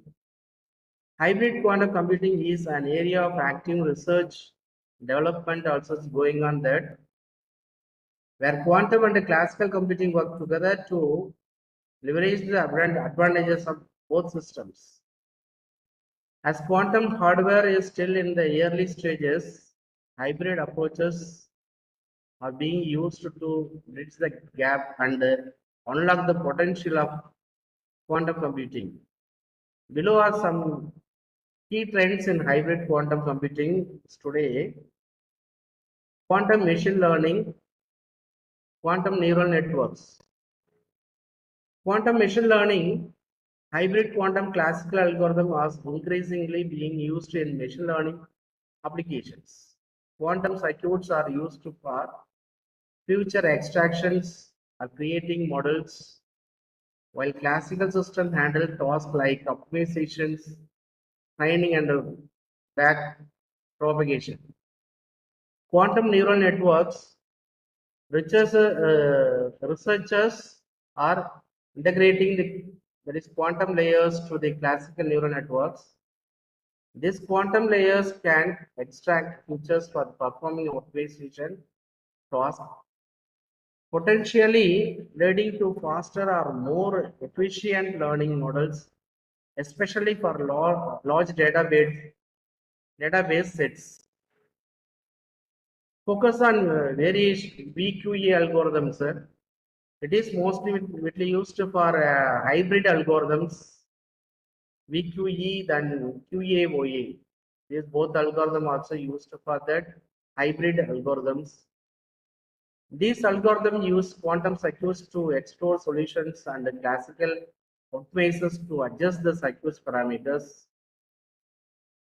VQE is used for quantum chemistry simulations where the quantum computers helps estimate the ground state energy of molecules and the classical optimizers refine the solutions. Another one is QAOA is employed for a combination optimization problems such as max cut problems where the quantum states are iteratively adjusted by classical optimization method. In these two algorithms are at the forefront of hybrid quantum computing research and have practical application in the field like chemistry, material science, and optimizations. Quantum classical feedback look for the error mitigations. These systems also computer are highly sensitive to errors. Hybrid algorithms are playing a crucial role in error correction. Classical computers can help correct errors in quantum computations, leading to more reliable results. Another one, variational quantum error corrections. This method of a hybrid approach where classical optimizers guide the quantum systems to minimize the errors, rectify the noise ratios. Quantum circuit learning, this QCL, these approaches where the classical system helps refine quantum circuit design to minimize noise and improve the computation accuracy. These feedback loops are becoming an essential part of the hybrid quantum algorithm. To improve the quantum performance on noise, intermediate scale quantum devices, cloud-based quantum computing platforms. Many companies develop the cloud-based quantum computing platforms that allow hybrid quantum classical algorithms to be run on quantum hardware remotely. This helps bridge the gap between the classical and the quantum system by enabling easier integration and accessibility. IBM, Microsoft, the Amazons, these are all the examples of platform of allow users to build and run hybrid quantum classical algorithm. This platform enables classical systems to interact with quantum processes and perform the hybrid computation at a scale, opening up new possibilities for both researchers and industries. Quantum classical hybrid optimization techniques. These are all the techniques also used for some research area. Quantum assist optimization, quantum linear systems, quantum semi-defined programming. First one, there is quantum assisted optimization. One key trend in using the quantum algorithm to assist classical optimization methods. Then HHL can be used to speed up linear algebra computations such as solving systems of linear equations which are core to many classical optimization problems. Another one method, SPD, that is semi-defined programming. It is also solved or applied in the area like finance and material science to solve optimization problems more efficiently. The hybrid optimization framework like quantum interior point methods are being explored, combining a quantum and a classical solver to improve efficiency in real-world optimization tasks. Summary of this: bridging the gap with the hybrid quantum classical algorithm. Hybrid hybrid quantum classical algorithms combined based on that solve the complexity, rectify the complexity problems, then performing certain task faster, but they have limitation like noise and limited bits, quantum bits. Classical computers are better at error correction and optimization. By working together, hybrid algorithms use the strength of both to tackle problems that neither cloud solve alone. This approach helps overcome current quantum hardware limitations and brings us closer to the realize the full potential of quantum computing. From these hybrid methods, hybrid quantum classical algorithms are essential in the current area of quantum computing. They allow us to use the quantum resource effectively even though quantum hardware is still developing.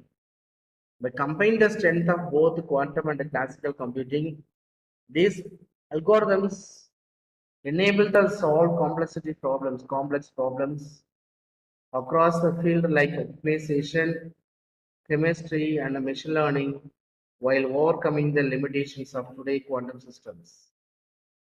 As, as quantum technology advances, this algorithm will play a key role in realize the full potential of quantum computing.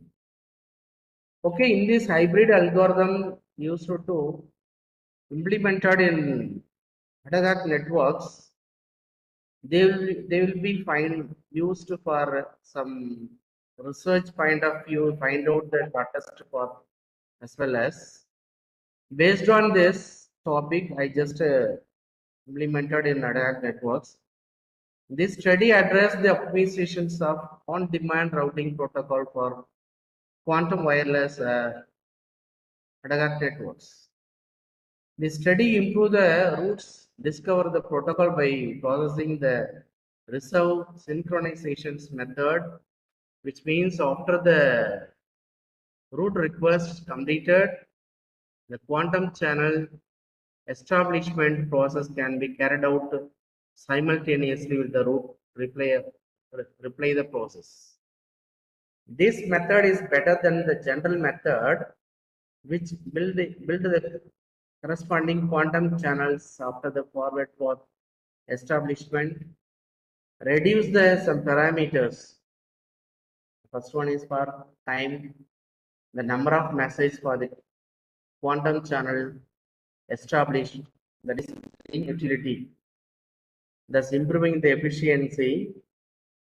According this study, to specify the process of related upgrading the message formats involved the quantum route discover quantum channels. Based on this, they'll be transmit the data to senders to receivers. There's so many nodes will be mentioned A, B, C, D. So many nodes also mentioned here. Senders to receivers, they will be send the data. Here also applied for one more ATAL routing protocol. Then another one way of approaches to be quantum-based routing protocols. Here, dotted lines and there will be straight lines based on that classified. Based on that ordinary ATAL networks is networks assume that each node has quantum communication functions, including the capacity of handling the manipulating EPR pair, entangled pair, EPR entangled pair, and they support classical communication at the same time. The dotted line represents the quantum channel. The solid line represents the classical wireless channels. The number of marked in the dotted lines in the remaining number of EPR pairs between the two nodes. From this diagram to be represented the transmission of data to dotted lines and the straight lines.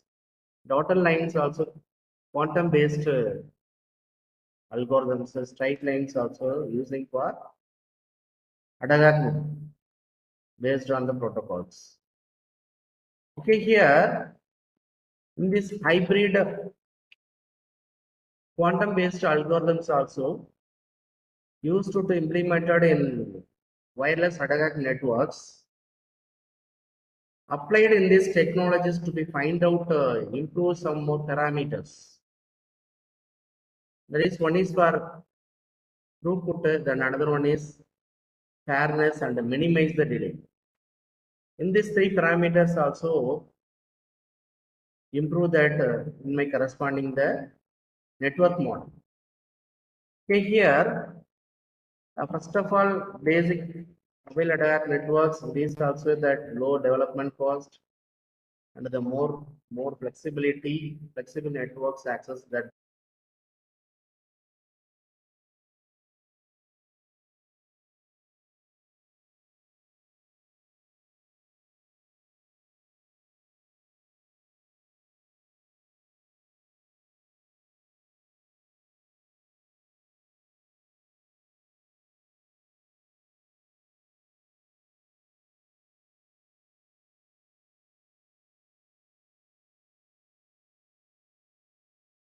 Sir, your voice is not audible, sir.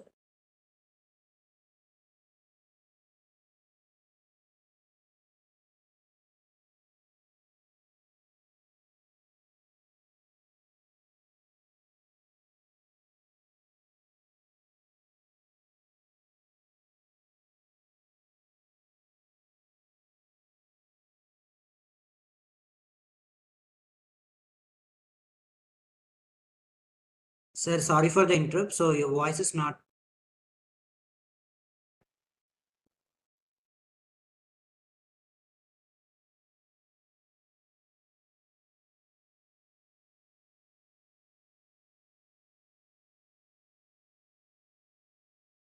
No, sir. It's not audible.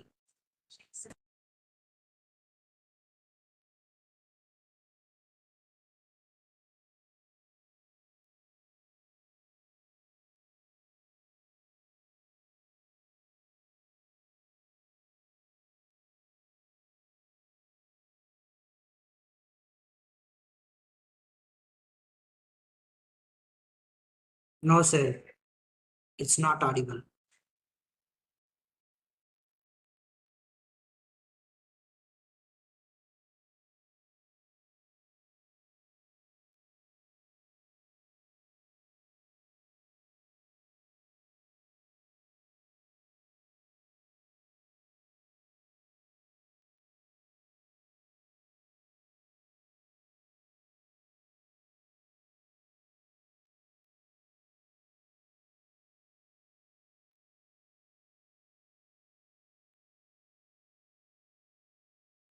Sir, can you mute and unmute it, sir?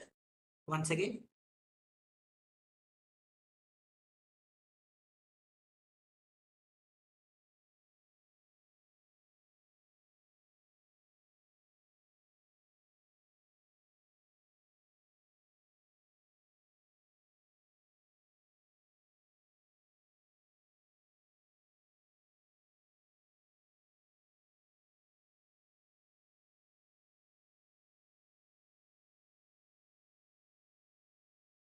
No, sir, it is not audible.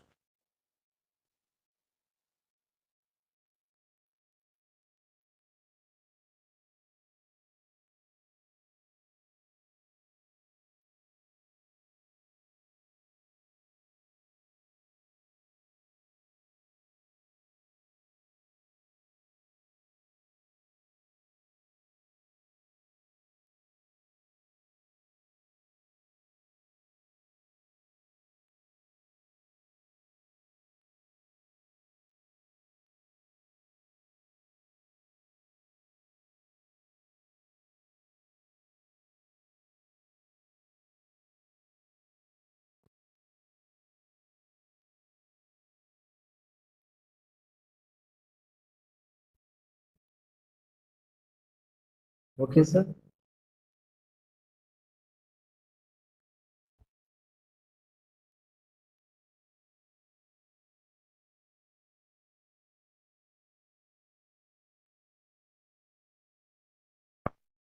You are not audible, sir. Okay, sir.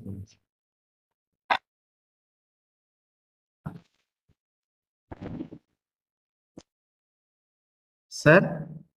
Yes, sir. Yes, now it's audible. Can Okay, proceed, okay. sir. Now it's okay. Okay, sir. Okay, sir. Sorry for the disturbance. Sir. Okay, then.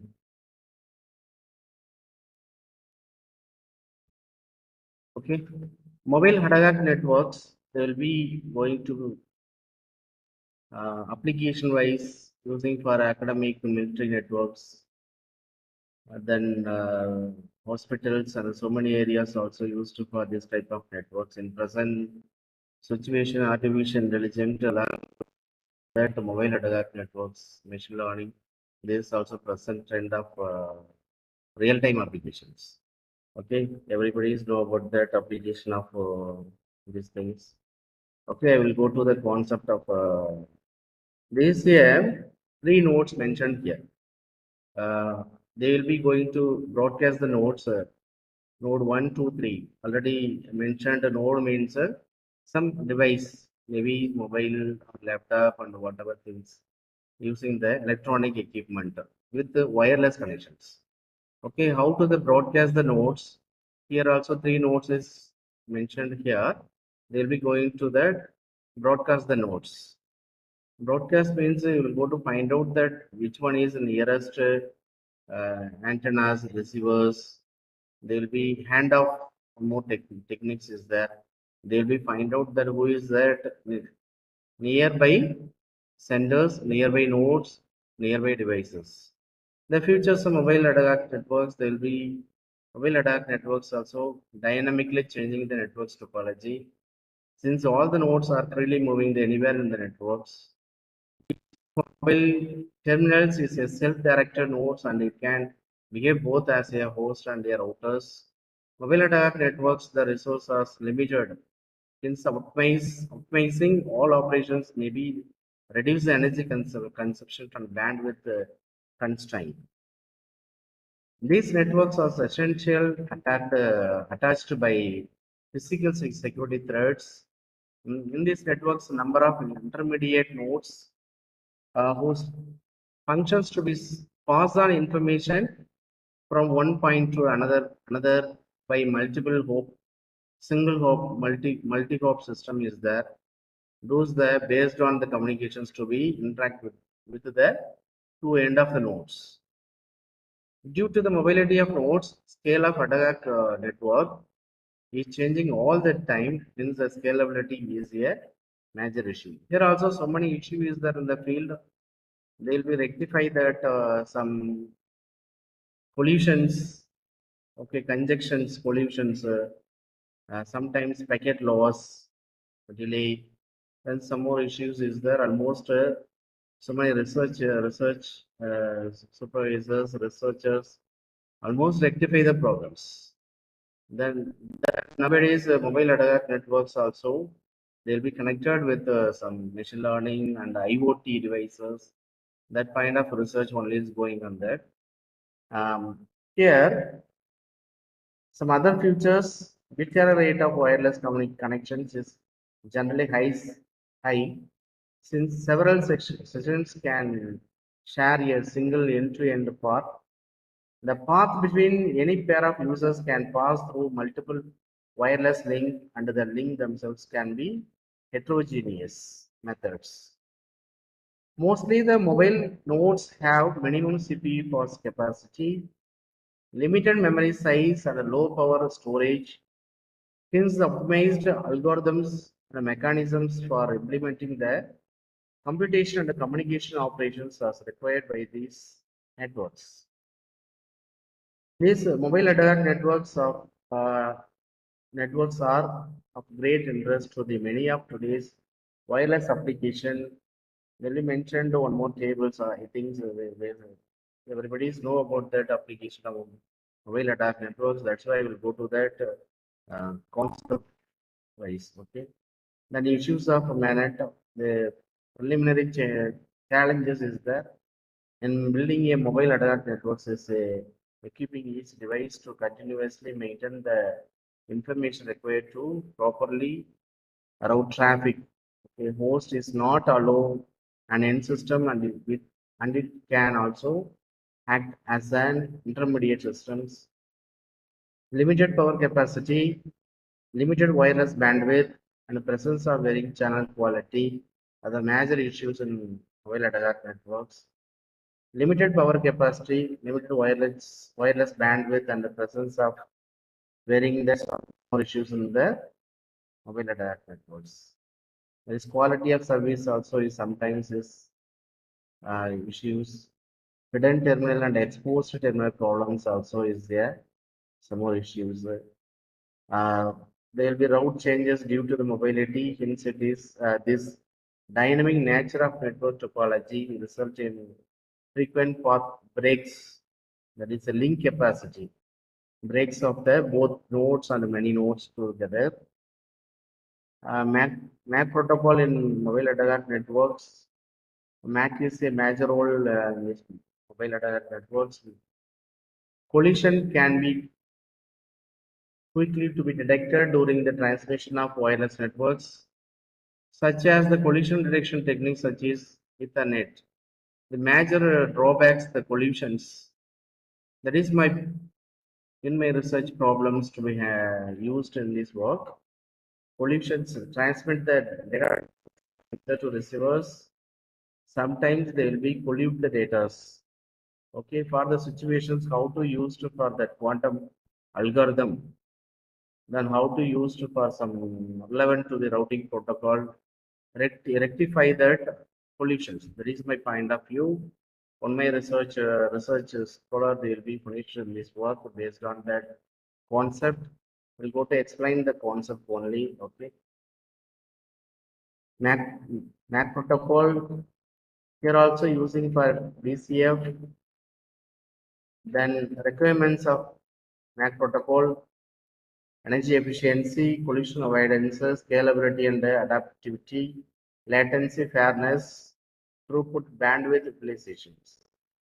Types of MAC protocol: carrier sense, handshake, backup mechanisms. Then types of MAC: challenge partition MAC protocol, random access MAC protocol. 1/n bandwidth is allocated even if there are only one active node. There are n flows.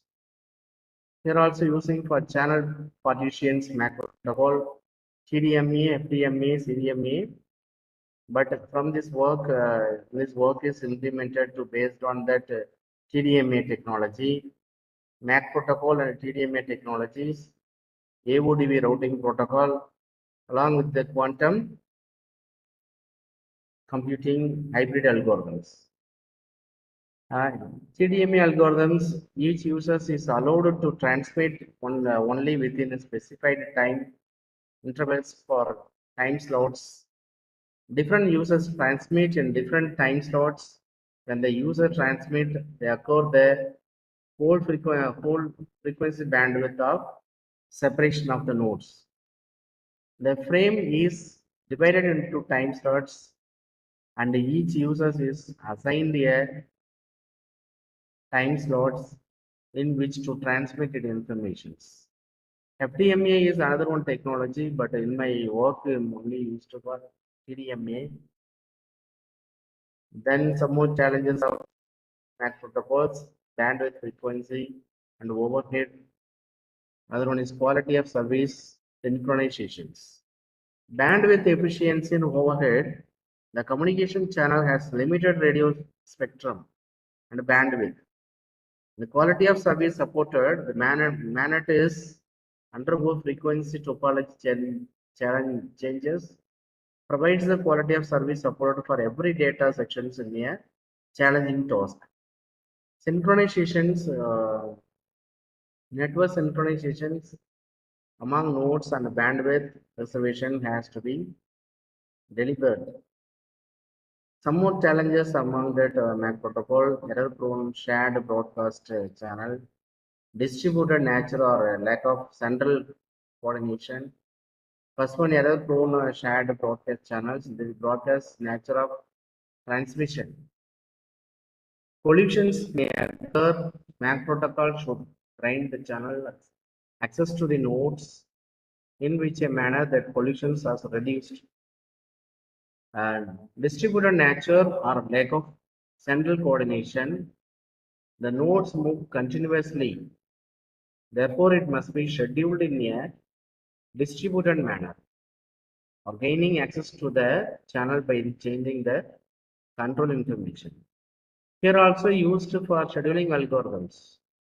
Scheduling algorithms also used to queue the data transmissions. Okay, MAC protocol must assure that the additional overhead in terms of bandwidth consumption occurs due to control the information exchange is not very high. Challenges of another one challenges. Mobility of nodes. Okay, so many mobility models is the networks, mobile data networks. MAC protocol design must consider the mobility factor so that the performance of the systems is not significantly affected due to the node mobility. Here also, hidden and exposed terminal problems. In CSMA, each node sends the carrier before sending, and if it's find the carrier, then it writes. CS carrier sends tries to avoid the collision. This here, by analyzing the signal strength, since the receivers and the center are not co-located in networks, CS does not provide enough information for the collision avoidance. Hidden and exposed terminal problems, which node, here also one more diagram is there, A, B, and C. These are three nodes among the mobility models. They'll be transmit the data to A to B, B to C. Then they'll be try to C to A. Okay, for this time they'll be occur that the collisions and hidden terminal problems. C to A, they'll be hidden terminal. Okay, that's why you cannot able to send the data.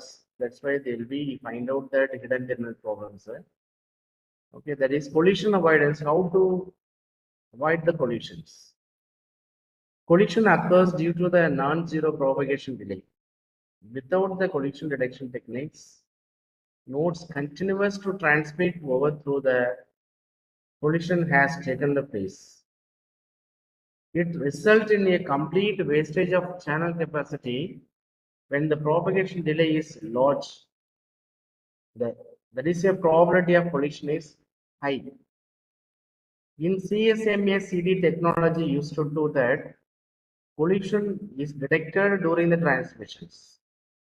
When the transmissions stop, the main advantage of these techniques is the collision are detected within the short time.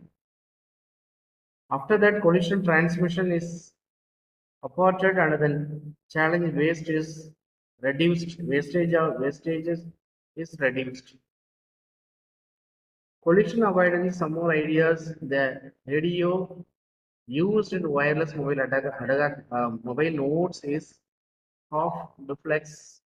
It does not transmit and receive at the same time, hence the collision detected is not visible. To reduce the wireless MAC protocol like CSMA-CA, collision avoidance techniques is used with the CS mechanism. Collision avoidance is done in such a way that when the channel is ideal, the node waits for a randomly selected during before trying to send. It reduces the possibility that more than one node tries to send at the same time, hence avoiding the collisions. Multiple access with collision avoidance. Solve the hidden terminal problems in CSMA CD by broadcasting a handshake packet called request to send packets. Therefore, all the neighbor nodes are aware of the upcoming transmissions. However, it does not solve the exponential terminal problems. Other one is back-off algorithms. This back-off algorithm used to rectify that collision avoidance as well as the hidden terminal problems. The backup algorithm is a part of MAC protocol. This algorithm is used to avoid the collisions in the mobile data networks. When the nodes in the network attempt to access the channel, one of these nodes gain access to the channel, whereas the other nodes still contain for a time periods. Collision is avoided by the requires the nodes to wait for a time called backup time before trying to access the channel after a transmission is failure. The backup algorithm, many backup algorithm has been proposed in order to improve the network performance. One of these algorithm is Fibonacci increment backup algorithms. Another one is a exponential backup algorithm. Another one is a domestic linear exponential backup algorithms. Okay, there is also so many backup algorithm is there, which use a combination of two increment behaviors of exponential backup algorithm and linear backup algorithms. The backup algorithm, this scheme makes the advantages of two increment behaviors. The exponential increment gives the enough backup time to enhance the network's throughput. Throughput as well as the one of the parameter of the networks to find out the performance of networks. Reduce the number of transmissions to failure. The linear increment reduces the average of packet delay. Packet delay also is the another one parameter to be find out the performance of in our outputs. Here also another one parameter of link utility. These wireless interface and mobile data networks have limited transmission range. The communication traffic is communicated over the numerous intermediate nodes to guarantee a communication of link between the two nodes. Transmitter senders to receivers, for example, A and B, that is a two nodes. There is a link utility, sometimes to be energy loss, transmission of long time, long duration for the kind of situation, energy loss, the time to be find out the link utility. Since the destinations is time using multiple hopes from the resource, routing plays a vital role in the data network's reliability due to the dynamic nature of the networks. Conventional routing protocol may not execute well during unfavorable conditions like poor link quality and high mobility models. Link quality, the wireless interfaces and mobile data networks have limited transmission range. Communication traffic is communication over that numerous intermediate nodes to guarantee a communication link between the two nodes. Then link quality based on receiving signal strength is also evocative for other network factors like node is low power has limited transmission range that affect the link quality within that neighbor node. On the other hand, we cannot forward data for long. When the battery level is very low, transmission power is also very low, propagatingly leading to low recipients powers. The link quality recipients powers is related to the distance between nodes, as when distance increase, link quality decrease. Hence, when the node is far away, link quality decrease. The link between two nodes is affected by nodes mobility as link quality increase when neighbors move away from each other and increase when they come closer. The scheduling algorithm, minimum delay scheduling of medium access plays a vital role in that performance of wireless sensor networks. Energy efficiency is a major concern in wireless sensor networks. Since the battery are often impossible to be replaced or recharged in many cases, in TDMA, a node can be active only if scheduled to send or receive the data. Across the layer design in future adapted to be achieving least energy consumption TDMA-based wireless sensor networks. Fast scheduling. Wireless medium is a shared and limited resources that is utilized by all the nodes in the wireless networks. Efficiently controlling the access in this limited resource is a challenging task and is avoided by using the resource management scheduling. Packet scheduling is one of the resource management schemes that control the allocations of bandwidth among the multiple flows. Packet scheduling overcomes the problems associated with the multiple sessions with a single node and share the wireless link. Scheduling algorithm is determine which packet is served next among the packets in the queue. Here also used for the queue based on that receivers to senders data to be organized in the queue format. Then incorporated with TDMA algorithm, time-based queue methods used here. The schedulers is positioned between the routing agent and above that MAC layers. This example of fast scheduling algorithms. Here also ABCD 4 nodes is mentioned here. All the resources also equally to be shared among the nodes. That is properties of fast scheduling should be increase the overall throughput of the networks, must distribute the network's layer resource between different flows fairly according to the reserved fair, constructing priority queue to be served incoming flows based on the priorities, fair action in giving service to incoming flows to one priority queue. It is also high load situations and acceptable total networks delay. The issues of fast scheduling. MAC protocol has to go forward the fairness among wireless networks that may practice location dependent channels errors. Scheduling in the ATAL networks is a challenge because of absence of fixed infrastructure and variations based on topology. Due to that, bandwidth communication overhead must be as small as possible.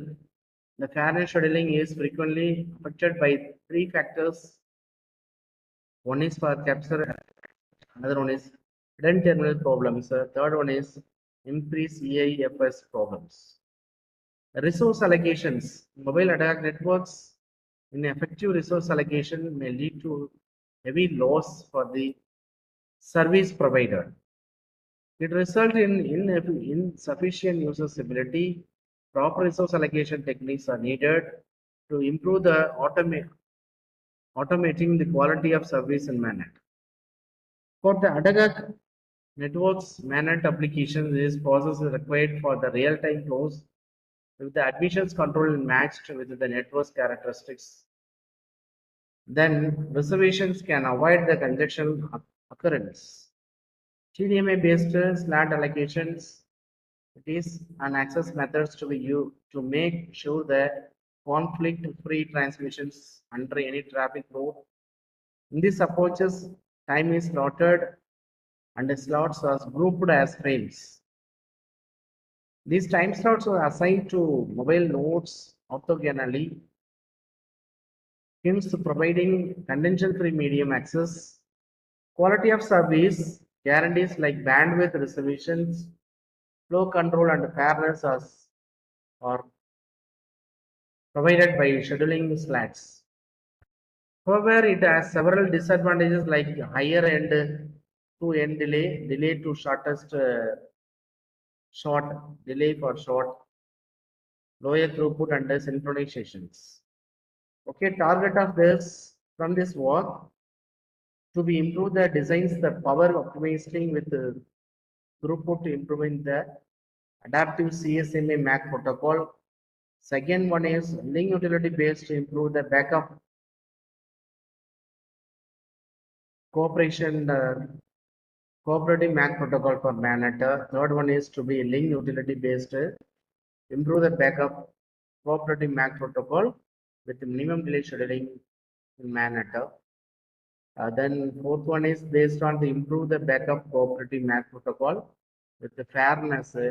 The last one, improve the backup cooperative MAC protocol for dynamic pairing. First one, link utility based, improve the backup cooperative MAC protocol. Here also find out that based on the performance of parameters already discussed, throughput, delay, then link utility, energy, fairness, resource allocations. First one, link utility based to improve the backup cooperative MAC protocol. A link utility based to improve the backup cooperative MAC protocols has been used of CT1, CT2, transmission of senders to receiver. Here also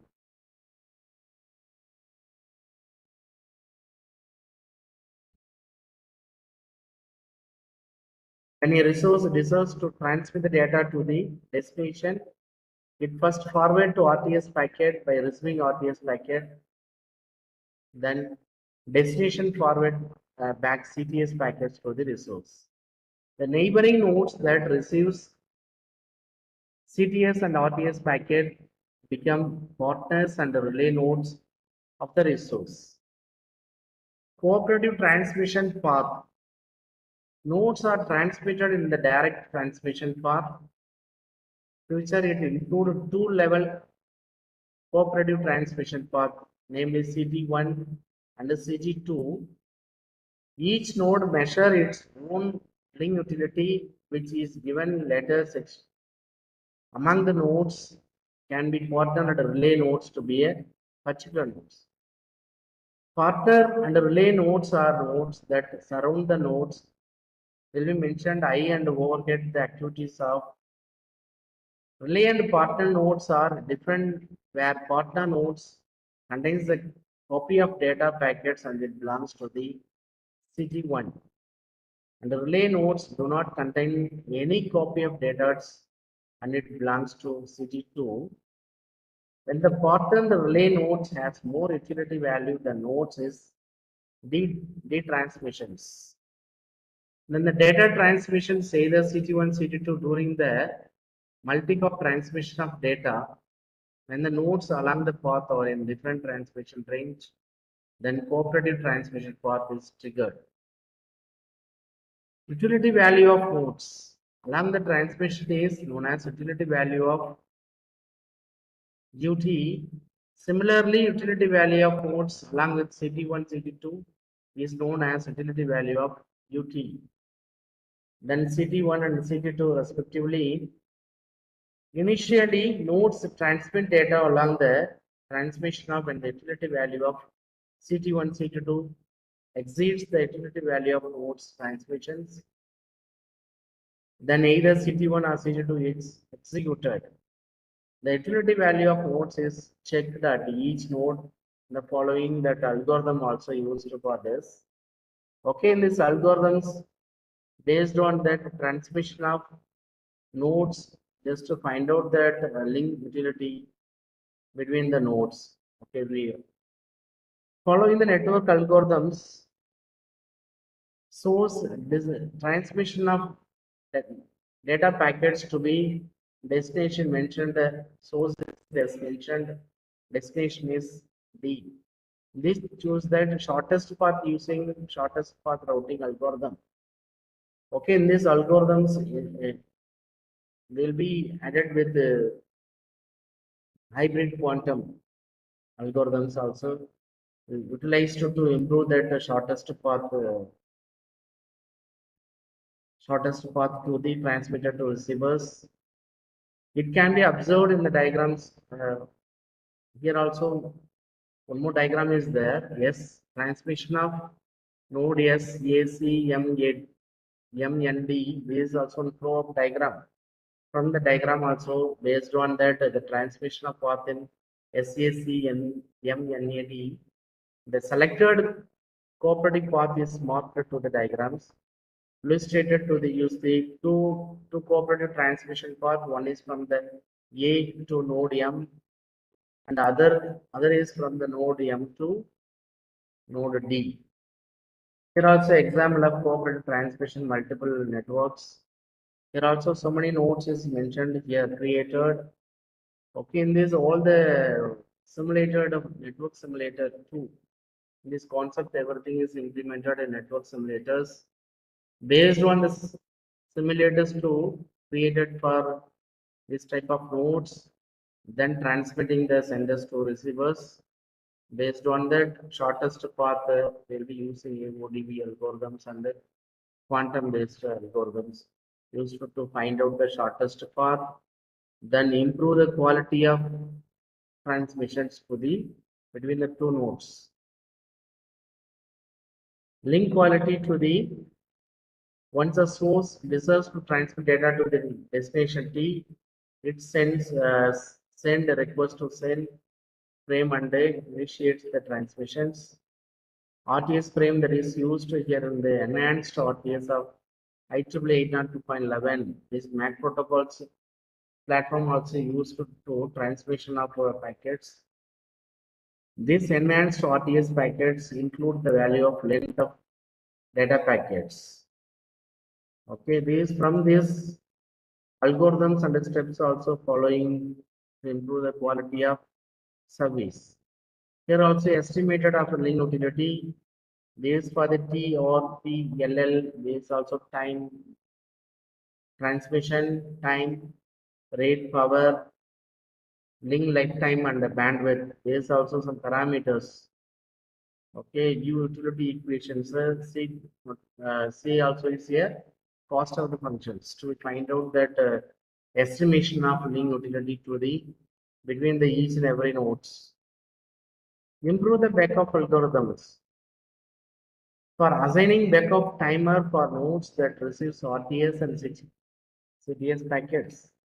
Improve the backup algorithm that give that backup timer considering the number of nodes and the mobility models. This algorithm carefully sets backup timer to the determine which nodes to access the channel that to prevent the pollutions. Backup algorithm used to rectify the pollutions, find out the pollutions or rectify the pollutions. What is the use of this backup algorithm? Once it transmit the data senders to receivers, sometimes to be occur the collision, okay, for the kind situations using for that backup algorithms. In this algorithm used to improve the time of backup timer is lessened or decreased when the channel is available for the DCF interframe space. Backup is estimated as following this equations backup algorithms to be backup count. Okay. From this link utility and backup algorithm also used to implemented based on the routing protocols to find out the result of some metrics following some metrics. Simulation result there will be first one metrics is average packet delivery ratio. This average energy consumption packet drop end-to-end delay. Here, based on that flows, they'll be implemented in NS2, then find out the data sets to be based on that plotted to the graph. Here also LC, MAC, then LIBC, MAC. LCMA, LC, link cooperative map protocol. Okay. Then another one is LIBC, link backup MAC protocol. LCMAC also is the existing method. LIBC-MAC also is a proposed methods. Second one is only is implemented based on that algorithms. From this output, they will be only changed for nodes. First two nodes, then another one is 4 nodes, 6 nodes, 8 nodes. Then x-axis, y-axis to be defined time. 5 seconds, 10 seconds, 50 seconds. Based on that, find out the result. They will be mentioned the graph. Okay. From this graph to be link utility and then delay also to be reduced. Okay, based on the flows. Another one is delivery ratio. All the data to be delivery ratio based on the 2 nodes, 4 nodes, 6 nodes, 8 nodes. Then ratio also 0.5, 1.5 based on that improved that LIBC MAC protocol. Packets here also 2 nodes, 4 nodes, 2, 4, 6, 8 also is there. Flow on nodes. Packets also 2,000, 20,000, 40 depends upon that. They'll be give for more packets to compare with the 2, 4, 6, 8 flows based on the result. These energy levels 2, 4, 6, 8 flows. Energy also first 5, 10, 15. Based on that, improved in our LIBC MAC protocol. So there is a throughput in our performance of throughputs MAC protocol is compared to existing work. Our work is successfully transmitted the data compared to existing work. Okay, percentage of improving tables. There is based on the dropping delivery ratio, delay, energy, throughputs mentioned here based on the rate. Okay, as well as that rate versus delay. Then x-axis also give for 50, 100, 150, 200, 250 parameters only to be changed for this 50, 100, 150, 200, 250 ratio. Delay also 2, 4, 6, 8 based on the result. This also 50, 100, 150, 200, 250 delivery ratio. Then packets also 100, 200, 300, 400 versus to the rate and the drop the packets. Energy levels, rate versus energy levels. The percentage of improving the tables of based on the rate. First one flows, second one is rate. Same parameters, delay, delivery ratio, drop, energy throughput. Then speed. Speed 5, 10, 15, 20, 25 based on the delay. Speed versus delay. Speed versus delivery ratio. Speed versus drop. X-axis is also mentioned in the speed. Y-axis is also packet size. Then energy levels 5, 10, 15. Throughput from that speed versus throughput compare with existing work in our LIBC MAC protocol also performed in senders to receivers transmitted the packets is compared to existing one proposed work is high. Percentage of improvement tables. Okay, from the output, a link utility based improved backup cooperating MAC protocol has been introduced. LIBC MAC protocol. LIBC MAC protocol makes use of the cooperative communication and avails 3 kinds of transmissions, namely CT1, CT2, and the direct path between source and destinations. When the nodes along the transmitting path, different transmission regions, the cooperative transmissions is invoked by the corresponding the nodes. The backup algorithm is based on number of nodes and the degree of availability models. Through the simulation result, the efficiency in this technique is improved the quality of effective estimated to the hidden node problems and the link utility. Okay, second one here also link utility based improved the backup cooperative MAC protocol with minimum delay scheduling. Another one, scheduling algorithm used to rectify that backup collisions. Minimum delay scheduling algorithm in link utility based improved backup cooperative MAC protocol has been proposed from this work. The new improved link utility functions that utilize the rate vector, power vector, transmission rate and transmission power is implemented in these techniques. A minimum delay scheduling algorithm used for deriving the TDMA schedules utilize the SLAT reuse concept. Time division multiple access method used to group the SLAT, give for the some time duration, all the data sets, all the data packets also to be ordered in the queue. Okay, improving the link utility functions, SIM parameters, transmission type, rate power, link lifetime and bandwidth also SIM parameters. They will be compared with link utility and the cost. The calculation of optimal transmission rate. There will be point-to-point link single hop transmissions are considered. The one hop transmission range in the secondary networks is usually much shorter than the cellular cell size. Channel time is divided into equal size time slots, each of which is for transmitting one data packet and an acknowledgement from the receivers. The transmission powers of MS is limited by the both Pmax and Imax, where the Pmax is the maximum transmission power of the MS and I is the maximum tolerance interference level. Power and interference also is here. Two limitations.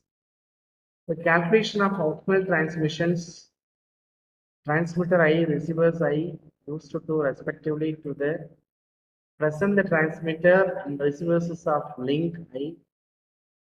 They will be going to sequence of 1 to up to number of ends. N is the total number of links, let or RI packets, rate and power is respectively donate the transmission rate of link I and the transmit power of its transmitter at time slot T. Each link requires the minimum signal to interference pulse noise ratio to be find out that SSB and MPGLs from that equations to be find out that interference and powers. Calculation of optimal transmission rate. Rate vector is the transmission rate of link at the time of slot T, and the optimal transmission rate will be selected from the rate vector. Transmission rate will be calculated by using the following the equations. From the equations to find out that transmission rate and rate. Calculation of optimal transmission rate. SSB is the split spectrum bandwidth. Is the power of the background additive with the Gaussian noise. We say minimum signals to interference pulse noise ratio.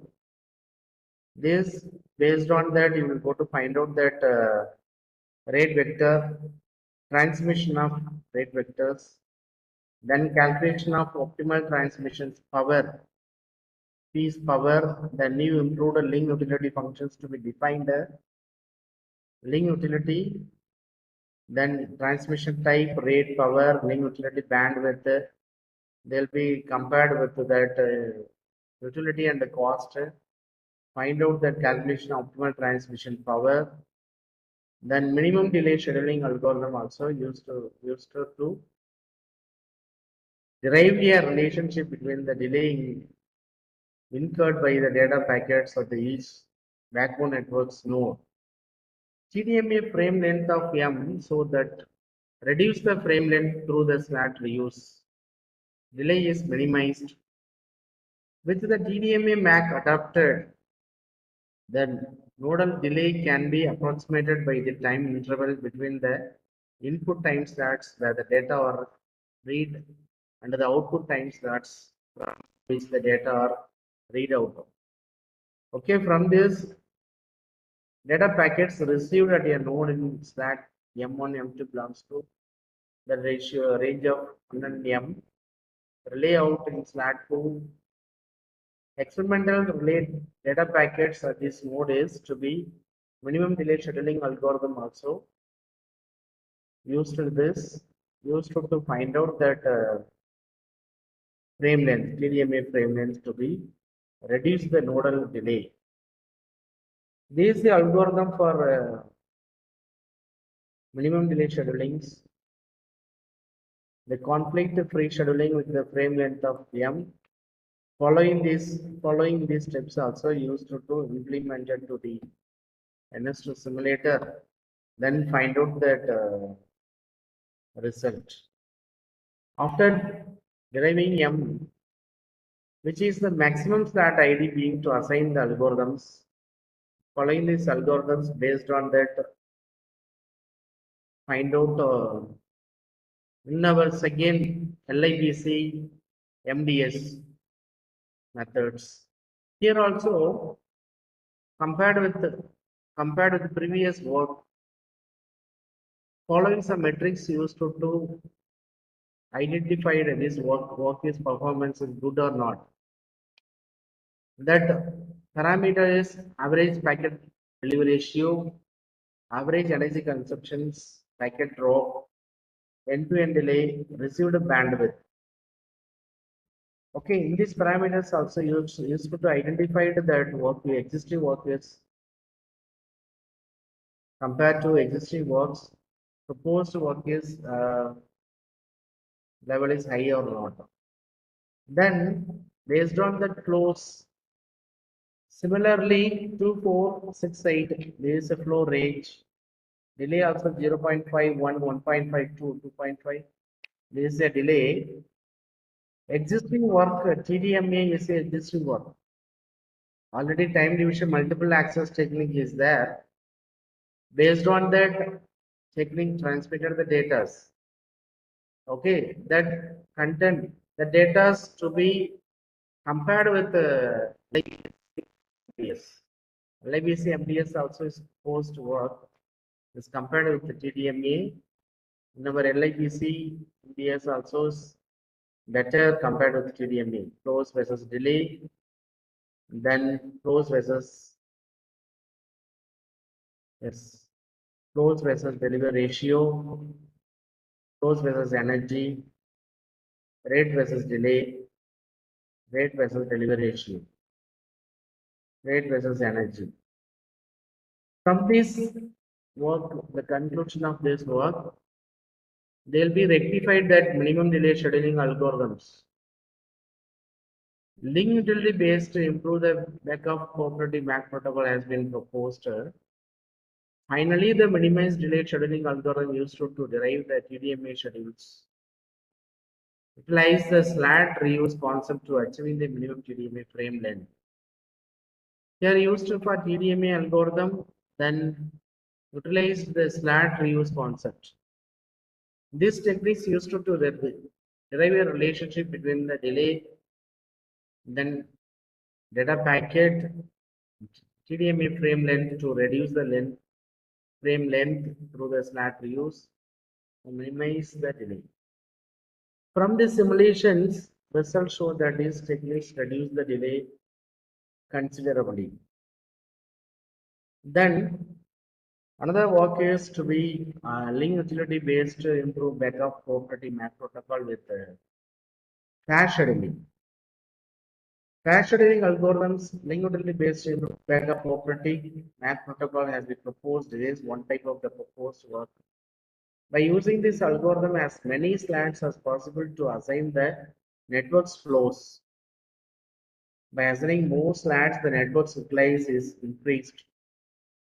The link utility cost is calculated based on the cost. The best link will be found. The flows is selected based on the value of the number of slats, optimum transmission of rate, and optimum transmission of power. The link utility based improve backup cooperative MAC protocol fairness. The flow pops up from the priority queue. Here also used for a priority queue. Priority queue used to organize the data. Okay, priority queue, first come, first serve data structure concept. First come, first serve. Based on that, will be for used to here. All the maybe supposed to occur the collision for the time using for backup algorithm, then TDMA, after that priority queue. These three methods to be implemented in this work. Already discussed with backup algorithm. Second work is also scheduling algorithm. Third one is priority queue. Priority queue used to give the priority of first come first serve. Based on that, this performed to offer a fairness during scheduling. The priority queue is input for the algorithms. The flows are ordered by which has optimal values of transmission rate, transmission Sorry for power, the interrupt, sir. Sir, we reached the almost number the of deadline, sir.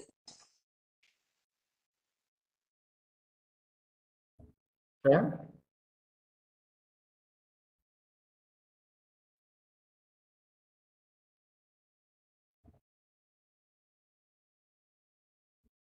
No, sir. Sir, conclude your Sir, thought. almost we reached the deadline, sir. So already it is 5. So another resource person is waiting. Okay, sir. Only one slide. Okay, sir. Okay. Okay, fairness scheduling algorithms also used to improve the link utility based backup operating MAC protocol has been proposed. Fairly to be distributed all the data. Then priority queue also used to fairly allocate the resources. The priority queue is made of the number of slots allocated for each flow, optimal transmission rate of flows, and optimal transmit power of flows.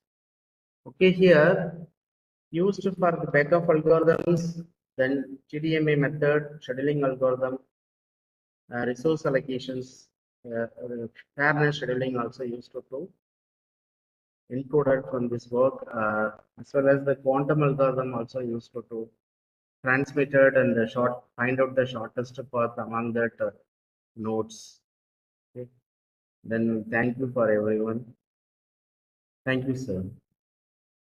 Thank you very much, sir, for delivering such an insightful and impactful section. So it was truly enriching and highly informative, sir. Thank you. Can I leave, sir? Yes, sir.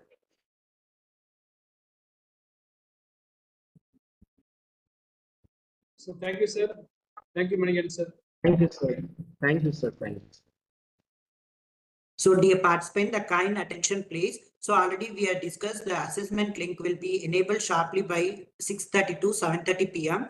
So you can log in into your ATAL portal. So it navigate to the test section. So follow the instruction displayed. Once you complete the instruction, you start the test. So the test duration will be 1 hour. So for participants who are unable to access the test link, please note it down. So for participants who are unable to access the test link, we will provide a Google form link. Kindly fill out the form and share it with us. So we'll provide an alternate link shortly. Okay. So we are getting the bulk messages in WhatsApp so that attendance updation. So for that reason, I'm telling. So for participants who are unable to access the test link, we will provide a Google form link. Kindly fill out the form. So we will provide the alternate link shortly. Thank you.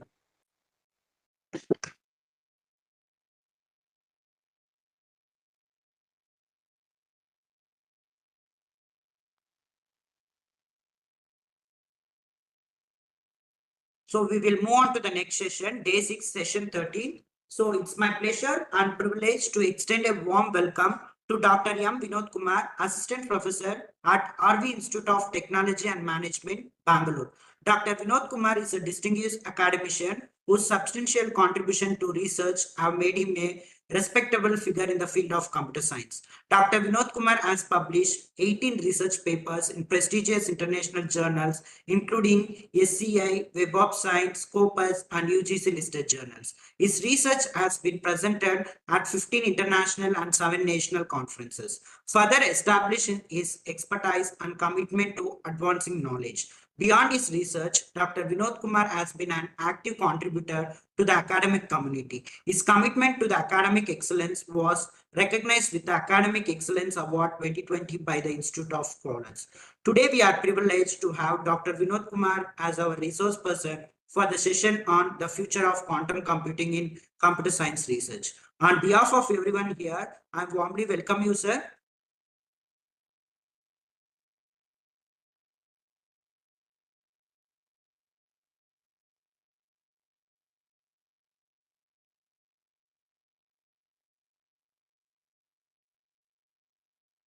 Yeah.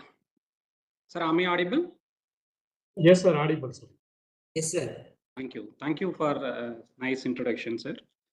Thank you, sir. Thank you. Let me share my screen. Yes, sir.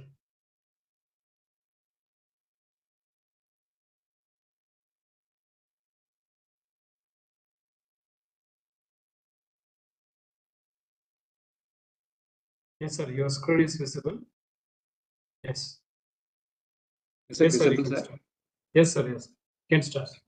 Good evening. Good evening, one and all. This is Dr. Vinod Kumar Yam from RV Institute of Technology and Management, working as an associate professor in the Department of ISC. This session, I'm joining with you to deliver the session 13, the title of the future of quantum computing in computer science research. This concern, I'm conveying my thanks to the principal, Sir Dr. P. Lawrence, and also the convener, Dr. M. Srinivasan, professor and head of the department IT, and the coordinator, Dr. S. Chandrasekharan, professor and head of the department CSC, and the organizing teams and the moderator who is conducting these sessions. And till this 5 days out of 12 sessions, we have gone through many important things related to the quantum computing and also in this high performance computing. Excuse me.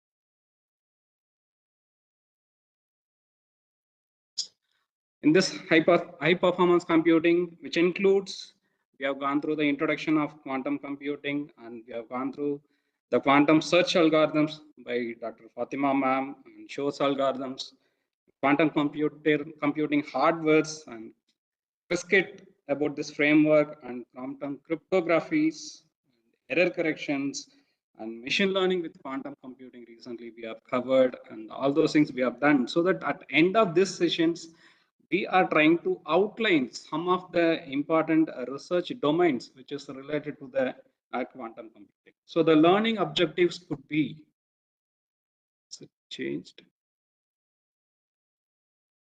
Yes.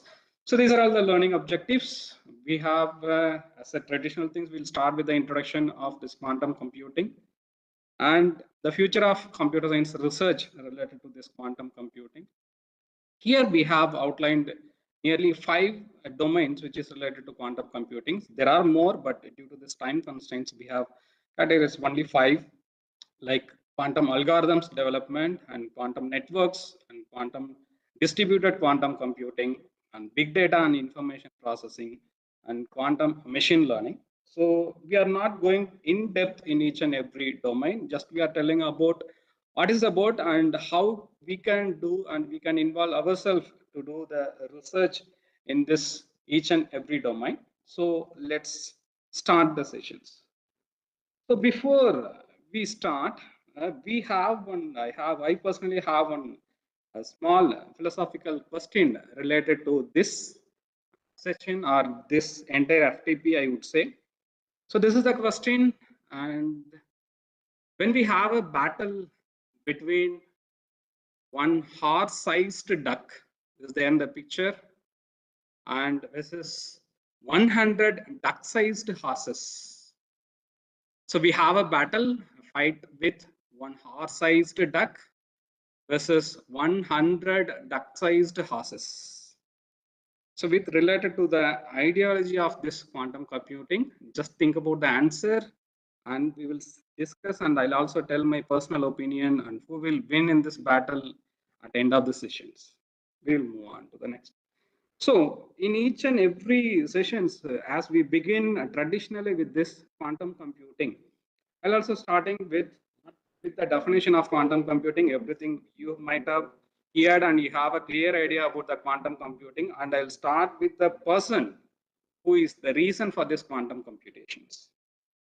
So you know that in 1982, that Nobel laureate, this Richard Feynman, he suggested in International Conference for Physics and Computations, we can go with a system that can be simulate the quantum mechanics. Actually, his purpose is not to define any computers to come with the quantum mechanics idea. During that time, they don't have any classical machines to simulate the quantum mechanics and quantum physics. So that he suggested that we can go with the separate systems or separate machine that could be simulate and that we can work with the quantum physics. So even we wouldn't know that this could be extended, and this from that day this could be extended, and we are reaching here to find out the latest advancement. And from that day, all the classical from the day from the beginning of bits and the theoretical computation model up to this supercomputers and all those things, now entirely we grouped into a single term called classical computers or classical computations, because on the other hand we have quantum computations in the scale. So during this decade we could say that this 1980s and that decades, we could say that that's transformative decades for the computing, because it comes with the IBM first PC. IBM released the first PC, and Apple also released the first Macintosh. And Intel releases 3 processors in that decades: 80286, 80386, and 486. And TCP/IP been released, and LAN become a common in the decades. So these are all the parallel scenarios. So during that time, he mentioned about the quantum computations model, which could be simulate the quantum mechanics. So what is quantum computations? We all knows that this is differs with the quantum traditional or the classical computers with a specialized gates and also a specialized bit called quantum bits or qubits. So if you take this is the classical bits, we have only zeros and ones, and this will be implemented by using a circuits. And we have, if the circuits we have the values 1, then it will be enabled, or it will be values 0, then it will be disabled. So we have only traditional things in this quantum computers, sorry, classical traditional computers, whereas in this quantum computers we have qubits, and it will be in between zeros and ones. So this ket0 and ket1 could be considered as the basic model. In between that bits ket0 and ket1 we have superpositions bits. This is called in between that linear combinations of these two basic bits values. So with this scenario, with this idea, we are getting into this research aspects of the quantum computers. So if we detailed this bit representations, this you all might have gone through this. This will be this superpositions will be represented with the psi operators. This alpha and 0 kets plus ket 1 with the beta. This psi, that is superpositions, could be the combinations of modulus of alpha square and modulus of beta square, that is equal to 1. So we'll move to the history of the quantum computing. I believe this will be not, we have gone through it, so that we'll start. So up to 1900 from this, in this, sorry, that would be, so in this we have 1981, 80 and 70, 64, 35. In all those things, we have considered that as a quantum physics. We have all those things as a theoretical foundations in that one. In the first conference on physics and computations, in this first conference only, that Feynman presented that no man, we'll go with one computation model that could represent, that could be prepared with the quantum mechanics. So from that time onwards, the quantum physics is deviated into quantum mechanics and also the quantum computations. So then slowly it started, and IBM coming with this quantum cryptography protocol BB84, and they are coming with 2 important algorithms, Shor's algorithms and Grover's algorithms. And then after that, this quantum computation is geared up, and many MNCs and topmost companies, they have started to funding, and even many startups, they started get the funding and to working on this quantum computations and quantum computing machines and the related opportunities. So this is about the briefing about the quantum computing and the idea about this quantum computing. So we will move on to the quantum computing research with respect to the computer science. So we are not touched any other domain, like mechanical or physics or biology or biotech or any other domain. We will touch only with this, the quantum computation with respect to the computer science, and what all the important are some of the research opportunities are available. In this research opportunities, we are not getting into the application side, and we are looking into the research opportunities of related to the techniques. So with the existing techniques, what are the things can be improvised and what are the things we can go further, and if we have the completed techniques in the quantum computation model or in the quantum computing, how we can embed with the existing or the classical computation methods. So in this queue, we are starting with the first one called quantum algorithms development. So these algorithms, quantum algorithms, have been discussed in the many of the sessions, and you might have gone through this shows algorithms and other one algorithms. And here it is about the algorithms and how we can implement or how we can use these algorithms in the different applications. So all those algorithms we are considering with the concept of quantum mechanisms, particularly the superpositions and the entanglement between the states. So if you take these algorithms, there are many clusters, many categories, many domains, and based on some perspectives, we can group into 4 different domains. We could say this is a gate-based quantum algorithms. This would be related to the quantum gates. And the another one is quantum Fourier transform algorithms related to the Fourier transformations. And another one is quantum measurement algorithms, which will be measured the states between the quantum particles. And another one is quantum optimization algorithm, which will be considered as the important algorithms in all decision-making systems, particularly in machine learning. So if you see these 4 categories, there are a lot of many clusters and groupings is there for our convenient. This is one of the category. We are grouping the quantum algorithms. So we are starting with the first one, that is the gate-based quantum algorithms. So we have, if you're coming with the quantum computations or quantum computing, we have some sort of an input that could be related to the quantum computation model. And for that, we could prepare an algorithm, we could develop an algorithms. Then we could get the desired output by using this algorithm. This is the traditional model of using algorithms in the quantum computations, quantum machines. But whereas if we can transform this quantum algorithms through this quantum gate by connecting this series, and we can make the quantum circuits, these algorithms can be transferred into that quantum gates. In that equivalent input could be transferred into the input vector, and we could get the output also could be the output vectors.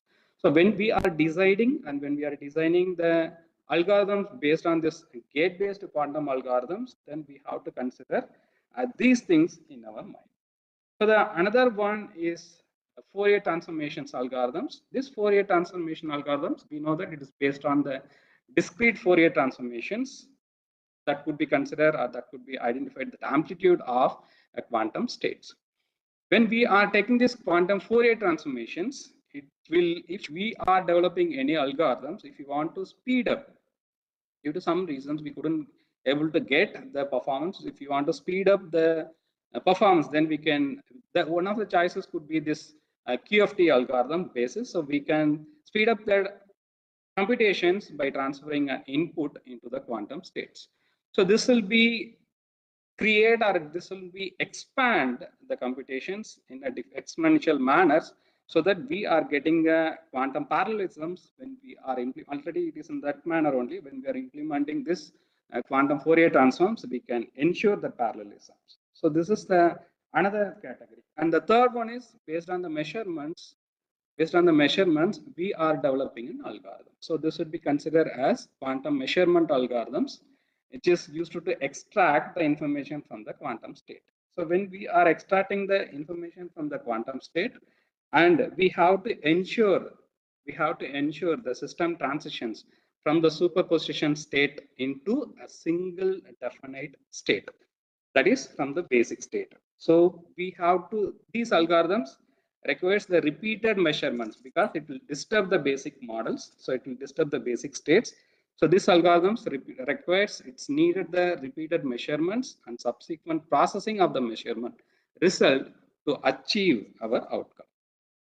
So the next model is optimizations algorithms. So in this optimization algorithms, we have already identified many of the optimizations, and many of the related optimizations algorithm have been developed. So we can choose any of these algorithms. Among these algorithms, we have this quantum approximate optimization algorithm, QAOA, which will be used in most of the optimization technique model, particularly in machine learning. So if you segregate, if you take some of the specific optimizations, particularly in this discrete optimizations and continuous optimizations and mixed integer programming and multi-objective optimizations, for considering these optimizations, we have the specific algorithms like the variational quantum eigensolver and quantum approximate optimization algorithms and quantum semi-definite programming solvers and quantum Hamiltonian descent and quantum central path methods. So if you take these algorithms, we have gone through about the natures of the algorithms, and now we will see about the some of the research aspects which will be that algorithms could be mainly focused on. So if we are well enough with this gate-based quantum algorithm, then we can implement in the quantum cryptography and quantum database search algorithms are in this machine learning. The another one, if you are coming with quantum Fourier transformations algorithms, then we can go with this superdense coding, and we can go with the quantum communications if we are coming with quantum Fourier transformations algorithms. The another one is quantum measurement algorithms. In this quantum measurement algorithms, we have the quantum teleportations and changing the state of the particles and quantum sensor networks and quantum walks and search algorithms, which is having a large amount of values. And the next category is quantum optimization algorithms. This could be used in the quantum quantum communications and the quantum networks, which will be identified the traffic flow optimizations and the combinatorial optimization problems and the telecommunication networks optimizations.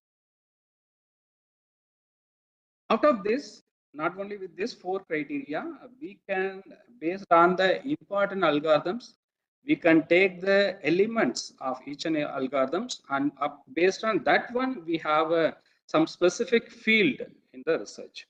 For example, if we are using this Shor's algorithms, we can go with the cryptography, we can go with an error-free and high secured cryptographic methodologies by using the Shor's algorithms.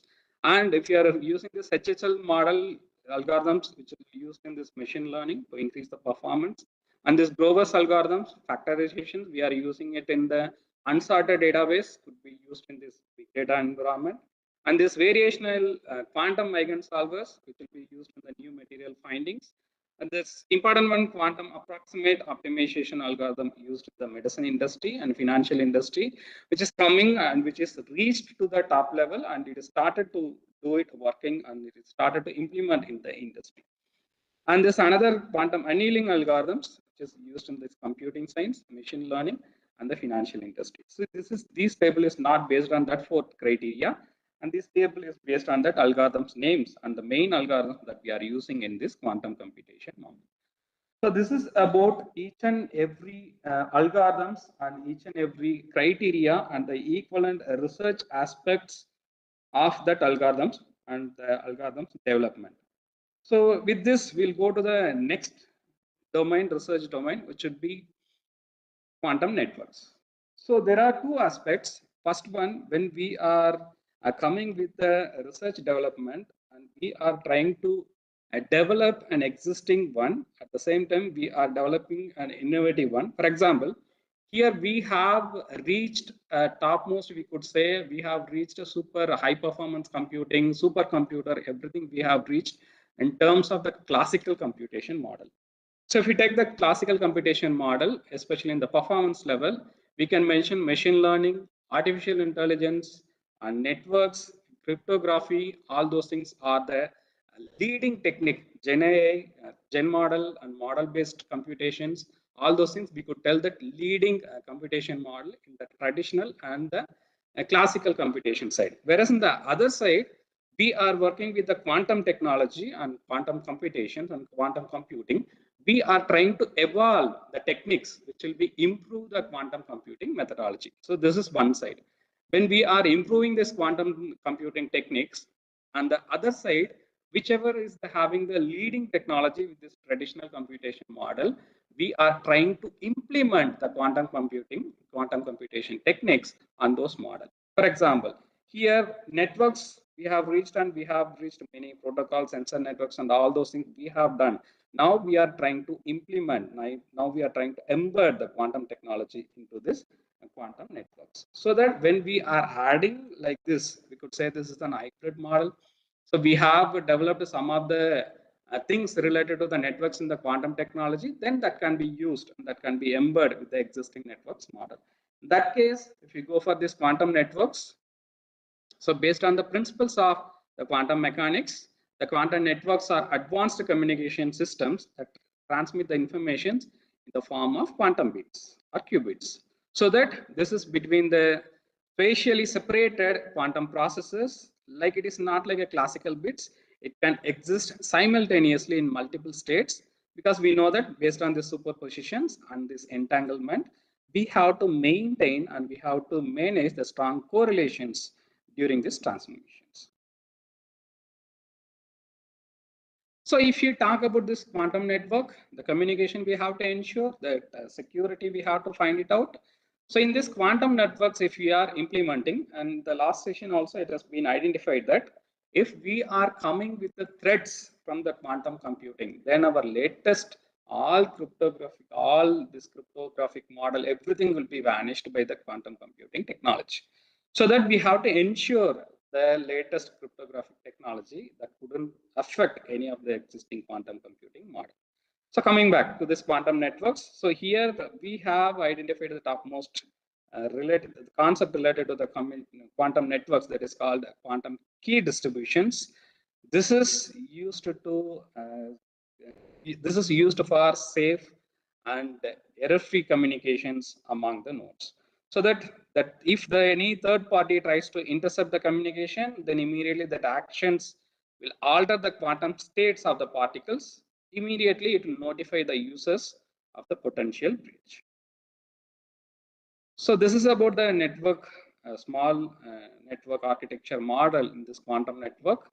So frankly says, we have not implemented, we are not that much high enough in the hardware part of the quantum computing, but we have many simulators, and also a theoretical basis, we have many theoretical model, and we can simulate it based on the quantum computing principles, and we are working on it. So based on that one, here the architecture, quantum network architecture, it comprises the nodes, that means host A, B, and C, and the repeaters, switches, controllers, like the communication signals among the nodes, and also from the controllers into the repeaters, and also the host. So if we take the quantum nodes, it is equipped with the quantum processor, a separate processor which will handle the qubits, which is used to generate, manipulate, and measure the quantum informations which is getting and also outgoing.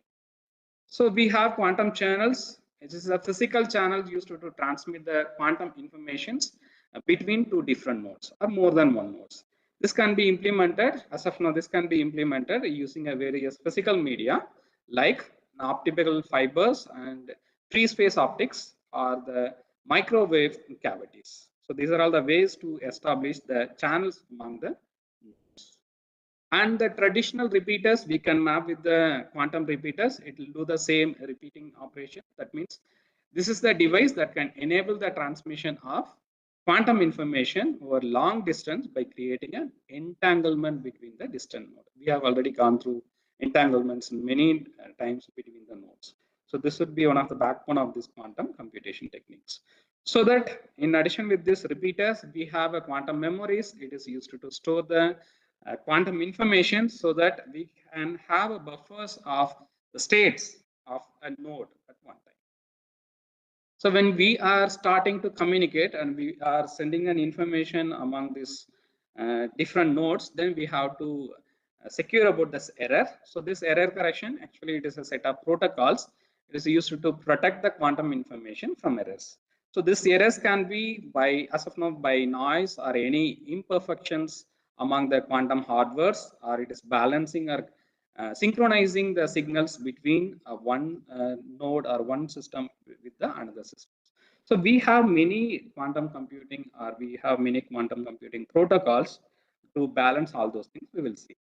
So these protocols relies on encoding the quantum informations in a larger number of qubits to detect and correct errors. We have a protocol models to ensure error in some levels. Then the main core of this network architecture is this quantum control systems. This is actually used to manage and coordinate this various component which is connected in this quantum networks. We could say that quantum processors, memories, and channels, and etc. So with this network architectures, if we are coming with all those things, channels, nodes, and memories, and repeaters, switches, and all those things, we'll move with the research area. So as we already mentioned that the research area, if you are looking at the other side, if you are getting any threads from the quantum computing, then we should ensure our traditional or existing security model that could be easily broken by the quantum computing or the threats based on the quantum computing. So we have to find out the equivalent solutions. That could be one of the research area. So how can we build, or how can we ensure our traditional security model that cannot be broken by the quantum computing threats? So the another one is we are establishing the security by using this quantum computing. So in this quantum networks, it has the potential that the cryptography providing a unbreakable encryptions, but they also pose a new security threats. From the quantum computing side, we may get the new security threats. So it can break many of the classical encryption. So this we have already discussed, sorry. So second one is integrating a quantum and classical technologies. So we are trying to add our quantum methodology and with the existing classical network model. So this quantum networks needs to work seamlessly with the existing classical networks to enable the practical application. So we have to find out what are all the application area that can be suitable for embedding, making this hybrid model of quantum networks with the traditional networks. So when we are thinking about this one, this required the development of hybrid quantum classical communication protocols. We have a protocol separately for our classical communications, and we have a protocols with the quantum computations. We have to define, or we have to expand the protocols that could be balanced both this hybrid quantum and classical communications, and also the integration of classical and quantum devices, because it is completely different in nature's working principles. So the another research area is the quantum sensor networks. Hereafter we can find out the important things in the networks domain, and whichever the latest things in the networks domain, and we can embed the quantum computing technologies in those networks domains to get the better result. For example, in this, if you are using this quantum sensor networks, we can get the meaningful result in this precision measurement, which will be continuously monitoring the critical environment, and also it will be used in this environmental monitoring. So this impact of the quantum computing in the sensor networks, that is quantum sensor networks, is more. So these two could be considered as the important research area in the quantum research, whereas we have many open source simulators to work with the networks model. So we'll start with this QNet Sim. This is actually a Python library for simulating the quantum communication networks. Particularly, we can simulate the quantum key distribution. We can create a key, and we'll see how the key is sending from the sender to receiver, and how it is changing, and how it is integrating with the original text, and how the encoding and decoding has been happened, and how to create a key. Everything we can go through with this QNet simulators, and also we will come to know about this teleportations, that is the transfer of the quantum state from one location into the another locations. And also we'll come to know, and we can simulate this superdense coding, that is the quantum computing protocol that enables the communication between two basic or classical bits that bits could be there in the entangled state. First is the another framework which is used for CMC++ library for using in this quantum systems. So when we are moving for the large scale quantum networks, when we are connecting large number of nodes in this quantum networks, then we are using this Quest. This is based on this C and C++ library. And another simulator or the framework, we could say this QKD. It is Java based simulator, especially for this quantum key distributions. When we are studying about the specifically when we are implementing any protocols like BB84 and SARG04, SAG04, if you want to implement or if you want to work with these protocols, and excuse me, give me a minute.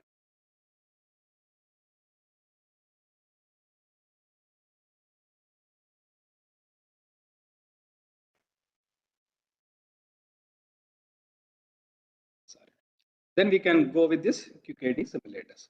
The another simulator is KISS. This is Qiskit. It is used for the open source software development tool. It is for the, especially again, it is used for simulate the quantum circuits and networks and the classical computer model. And the last one is NetSquid. This is also again used for the simulators. It is used for quantum key distributions, teleportations, and error corrections. Especially this would be one of the specific one that is used for this error corrections. So in this quantum network computing model, we have gone through some of the network architectures, one of the network traditional architectures, and we have seen some of the research scenarios and the application levels that we are using it. And we have seen the research opportunities in this interconnected hybrid, that is traditional and also the quantum communication model. And we have identified or we have touched about the some of the protocols to be defined to balance these two environments. And we have gone through the some of the simulators, which is open source, to work with the networks architectures and also the communication model. So the next research area is the distributed quantum computer. Just if you imagine, we are telling about all up to the supercomputer, we are telling no, it is also one of the classical computation model, from the basic model into all those things supercomputer, because there is a lot of gap as mentioned in the previous sessions. It takes many years, whereas the quantum computers will give in a very less number of times, very less times. So if we are considering that, again, we are beginning with the new innovative era.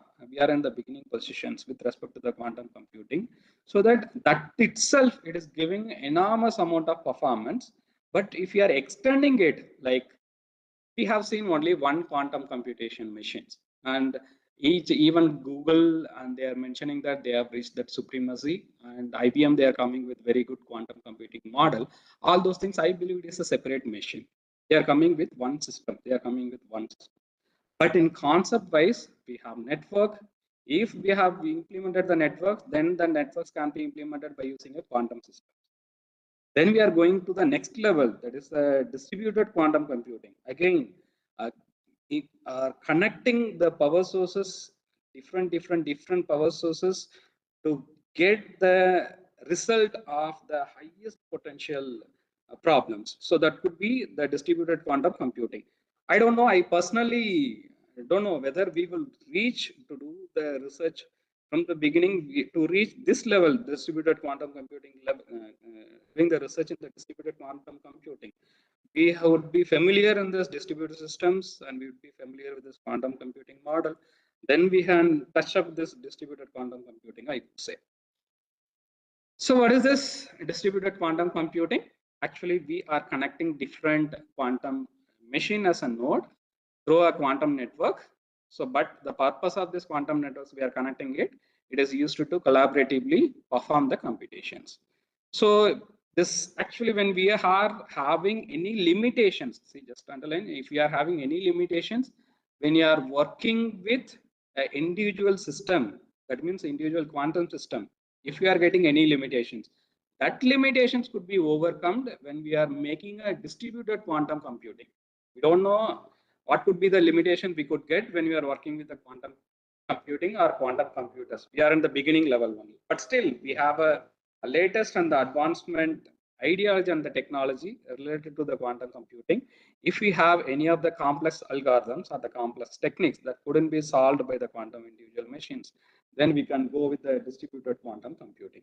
So the distributed quantum computing, it is an idea of overcoming the limitations of the individual quantum system or the processor by leveraging their combined capabilities, thereby enhancing the computational power, enabling the execution of more complex algorithms.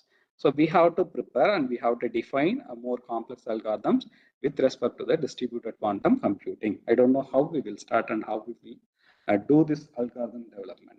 So like we have seen the quantum networks architecture, here also we'll touch a little bit about this distributed quantum computing model. So based on this one, see any two QPUs, that is quantum processing units, in the networks can be connected through any one or multiple switches which is necessary, or routers in the quantum local area network. So we can make QLAN because we cross the quantum networks. So with the idea of the quantum networks, we are coming with the distributed quantum computing. So based on that one, we can have either we can use the repeaters or the switches or the routers.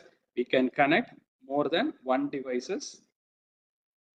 And this is the QLAN architecture of one-to-one topology. This will be used for the limited number of applications. Whereas if you are coming with the QLAN architecture of the modular topology, we can expand the number of module in an exponential way so that each and every node and each and every LAN could be considered as, which comprise switches and the repeaters, routers, and connecting with the another repeaters and connecting with the switches and the distributing the load.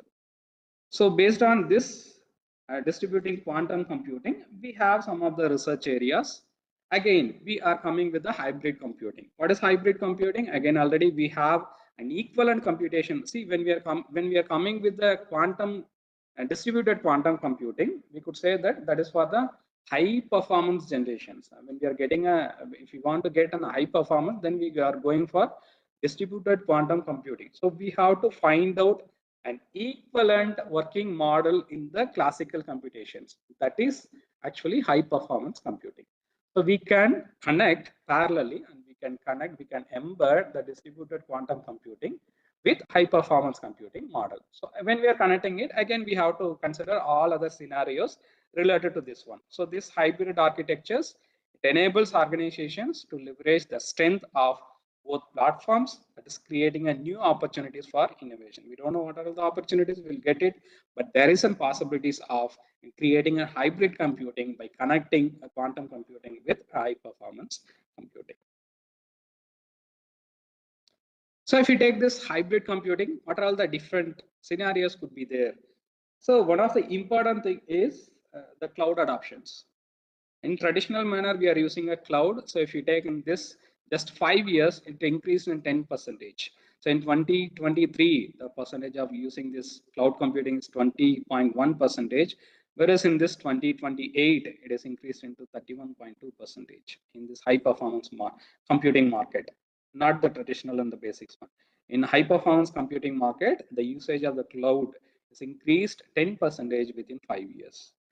So this actually need a quantum space where the cloud-based quantum platforms provide the flexible, scalable access to the hardware for experimentations and development in the cloud environment. So this is the first one. We are trying to scale up the cloud environment and we are connecting this quantum environment with this high performance computing. Then we have to go with an hybrid algorithms. So this would be covered in the algorithms development itself. There are many things like machine learning algorithms also we have to add with that algorithms development.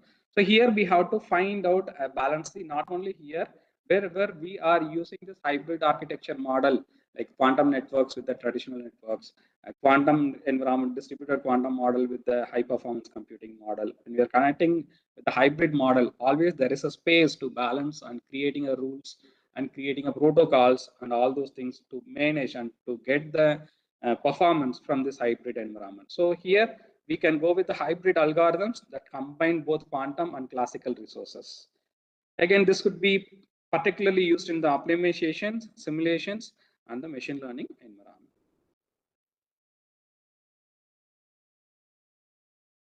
So the another one is integration of quantum with the high performance computing. So here we are embedding this. Yes, this we have covered. Next one is the resource allocation and optimizations. So when you're getting the resources, we have many different machines and nodes, and we are trying to work with that one. So again, the same principles which will be used in the distributed computing systems are here also to be considered in this environment. So optimizing the allocation of quantum resources in the distributed system, here highly unimaginable in the distributed system. We are allocating the resources in the missions, in the quantum missions, I don't know, but this is also one of the open and active research area. So this could be not only the solution providers for our traditional kind of an application. There are some class level problems that couldn't be solved by the traditional computers that could be solved in this futures by using these techniques in futures. So this is about the main thing about this distributed computing model. And if you are going to the another different domains, if you are going with another different area, it is big data and information processing. Why? Because now we are giving an importance to the data. So with respect to the hardware, any protocols, any rules, any technology, data is equivalently considered to work and process with the data. So here again, we are trying to embed our quantum technology with big data and information processing. So actually we are potential to use this, utilizing this unique properties of quantum mechanics to handle, analyze the massive data sets significantly faster than the traditional computers. This first one is quantum memory. So this one we can use to scalable data storage with quantum systems. If we want to expand the storage level with the quantum system, then we can go with the scalable data storage. By using that one, by using this quantum memory, we can provide the high capacity and fault tolerant storage leveraging into the quantum states. It's not like unlike classical systems. Quantum memory can encode, retrieve information using the superpositions and offering an efficient parallel access of each and every data, which is not possible in our classical machines. So the another one is for the data pre-processing. When we are considering about the data, we have to consider about the pre-processing because that would be a main factors in any of the research that we are involving it. If you have done any mistake or if you have missed anything in this pre-processing, then it will affect into the entire result. So if you want to speed up or if you want to go with the proper data pre-processing, then we can go with the quantum computing techniques. So in this, particularly on this dimensionality reductions, data cleaning and transformations, and sparse data handling, like we don't have any proper data and we don't have a complete data and we know that the data is partially errors, all those things can be used under this scenario. So the last one is quantum machine learning. That would be again the latest technology we are trying to embed with the quantum computing model. In this quantum machine learning, again all the latest machine learning techniques that can be implemented by using quantum computing. This has been clearly explained in the previous sessions, session number 11, I think. That resource person has explained and demonstrated many simulations and he has demonstrated with different case studies also, I believe. So the thing is the development of quantum algorithm for machine learning. Already it has been developed, but there are some remarks in each and every quantum algorithms. We can study that and we can expand it and we can enhance it, particularly in the field of the classifications, regressions, clustering, and the generative model. So if you take the quantum algorithm for the machine learning, so we have quantum support vector machines. So some of the algorithms and some of the models have been already developed and it has been used, but it in our classical machines. So that as that resource person mentioned, even we are coming with the proper data and we have demonstrated with the proper quantum machine learning algorithms, we could get the result or we could get the output only into the some specific level and we could not cross that one. because we know that we have not created any of an equivalent hardware, a quantum related hardware which would execute or which would work with this our quantum computation techniques. So again, we can implement this quantum neural networks. So we can simulate exactly the neural network behaviors by using quantum gates and states, so that the training and the time taken for the training for this neural networks is drastically reduced. And also we can go with many high dimensional data spaces, which is not possible in the traditional machine learning techniques. As we already mentioned in the pre-processing, to reduce the dimensionality of the data, so the pre-processing, we are using this QPCA, that is quantum principal component analysis. This is used to extract, or this is used to reduce the dimensionality of the data, particularly in the applications of signal processing, feature extractions, and data compressions. In the algorithms section also, we have seen this HHL algorithms. It is for the linear systems that will be involved in this machine learning model. So it provides an exponential speed up. We could not imagine if some of the results we are getting it in the a number of months, so this will be getting it within fraction of minutes. So like that, we could get that exponential speed up for solving linear system of equations, the fundamental task in many machine learning methods, particularly in natural language processing and predictive modeling. Again, this is not added in this presentation. Again, they are working with GenAI model and all this ML model. They are trying to embed, or they are trying to work with the quantum computation so that they can generate error-free and precise result for the language models. The last one is quantum clustering algorithms. So the data points based on the similarities using the quantum distance and the probability, it is clusters, and especially we are using this quantum k-means for the clustering and also the segmentation and for the customer segmentations. So this to cover up, we are not touched the cryptography, and we are not touched any hardware related things. We are not touched any research domains of any error correction level. We have touched some of the important domains, and we have touched the main algorithm development of the quantum computation model. So to conclude this presentation, so this quantum computing, still it is in early stage. We are starting it, and we have many go-throughs, and we have to develop a lot of techniques, and we have to work with a lot of techniques, and still, but we have a proper and clear ground for our innovation work. And actually it gives you a multiple disciplines. It is not necessary only working with this quantum computing. We can connect with any of the application, as I already mentioned. Here we are going through the research possibilities of only with the technological side, not with any of the application like finance, medical, funds, and all other related things. We are gone through only with the technological side, but there are a lot of scopes are available. If we have the complete quantum computing technology, then we can start to work with any kind of an application to show the big impact of the quantum computation model.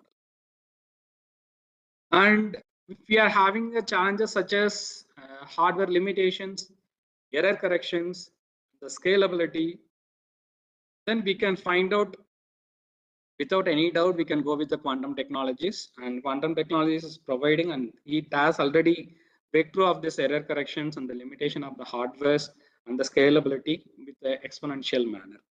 And the last one is whatever we are doing it as of this state, whatever we are doing it, this is just to represent our fraction of opportunities are available, underscoring that the quantum revolution is open. Still, it is open for exploration, experimentations, and the discovery.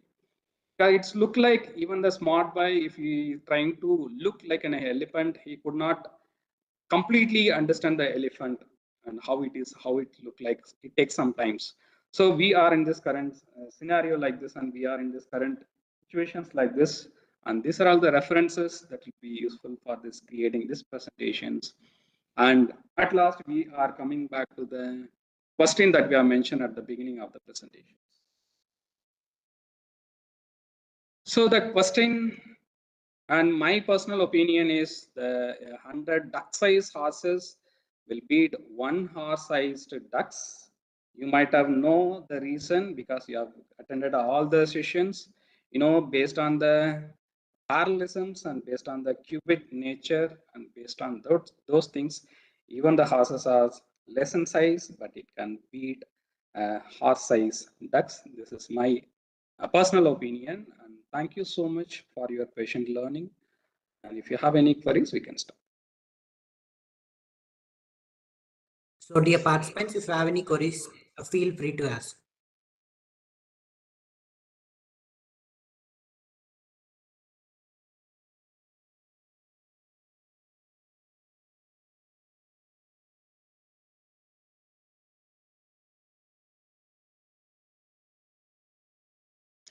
Thank you all.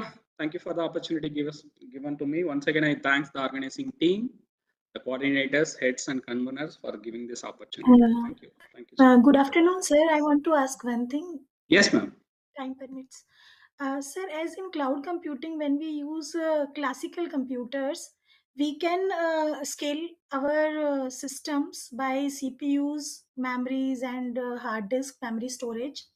And how we can do scalability using cloud computing and quantum computing? And that's why, ma'am, here we have two different possibilities. We can consider as two parallel evolutions. One is in the hardware related things, we have crossed and we have reached some of the level in the traditional computing model. At the same time, we have not reached that equivalent level when you come with the quantum computation techniques, so that here the remote access of the data is not being that much enabled. Just we are working on it. So when we are working on it, if we are trying to work with the cloud environment in the quantum machines, then we have to find out the possibilities of connecting this quantum environment, cloud environment, with the existing one that we have to work into. As of now, Okay, we don't sir. have any proper architecture model, I believe. Okay, sir. Thank you so much.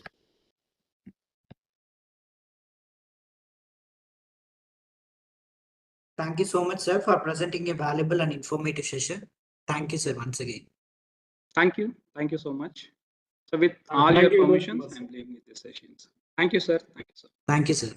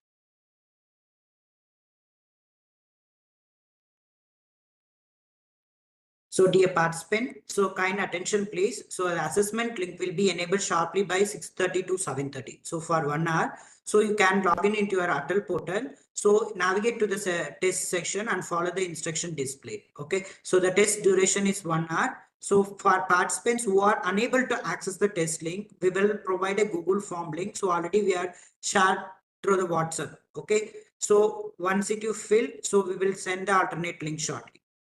Thank you. So if you're still facing the same issue, just log out your ATAL portal and just log in. So it will come.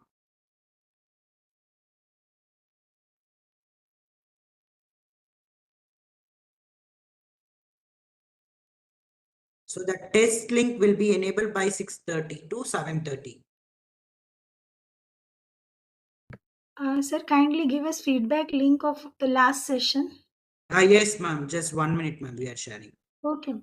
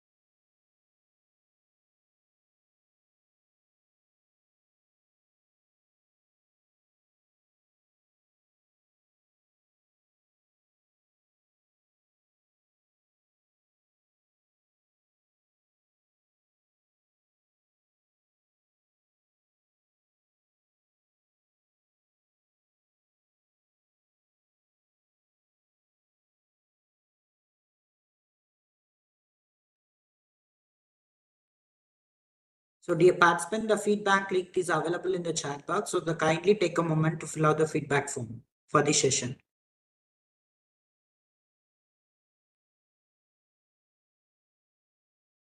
Dear participants, the feedback link is available in the chat box.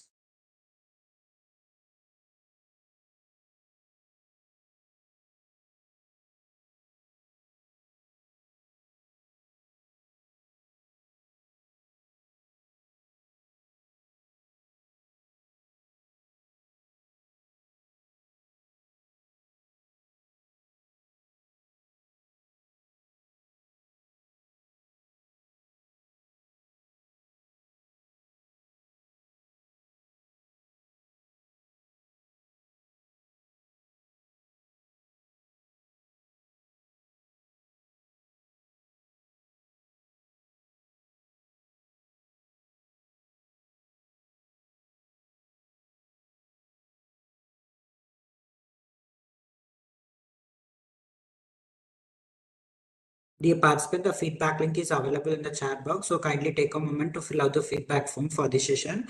So announcement, the assessment link will be enabled sharply from 6:30 to 7:30. So just you log into your ATAL portal. So it shows that to the test session and follow the instruction display. So test duration is 1 hour. So for participants who are unable to access the test link, we will provide a Google form link. So kindly fill out the form and share it with us. Thank you.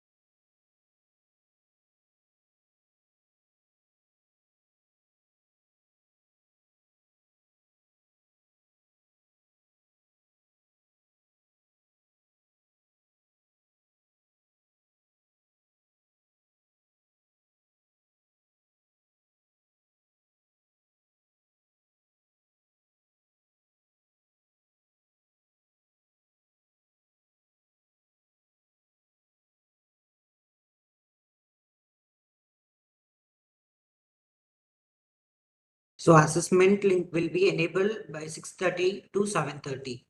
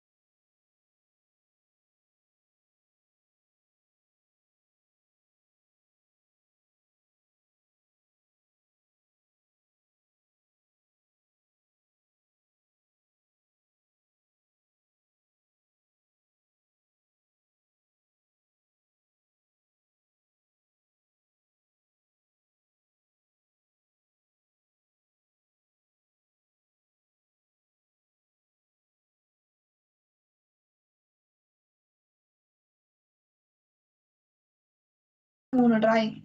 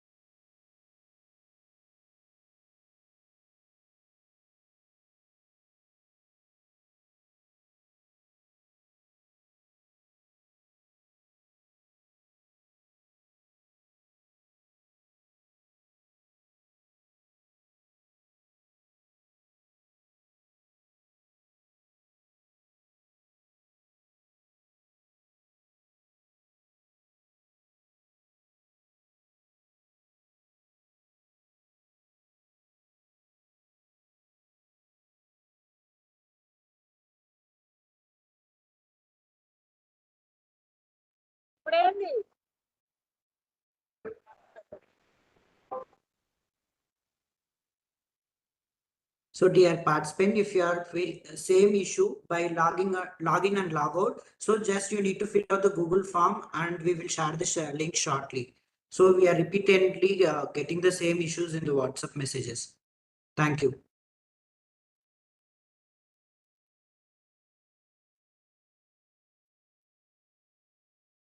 So dear participant, today's session we are uploading the attendance. So it takes time to upload the attendance formalities.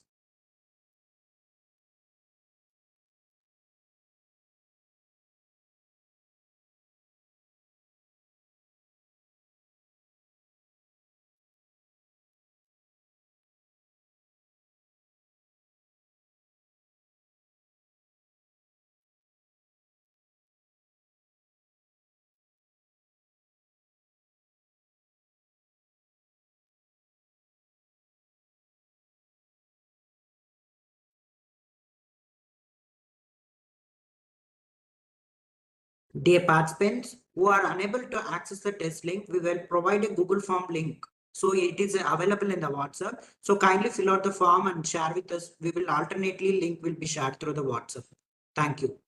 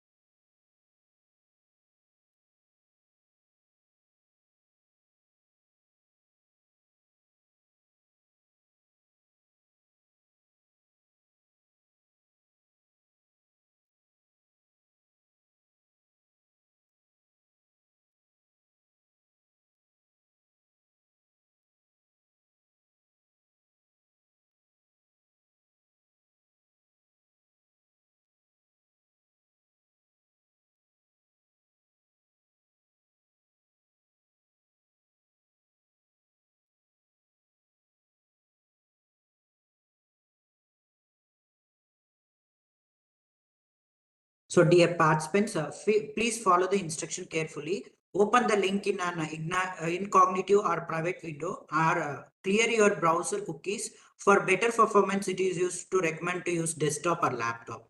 So dear participant, once again, please follow the instruction carefully. Open the link in an incognito or private window and clear your browser cookies. For better performance, recommend to use desktop or laptop. Thank you.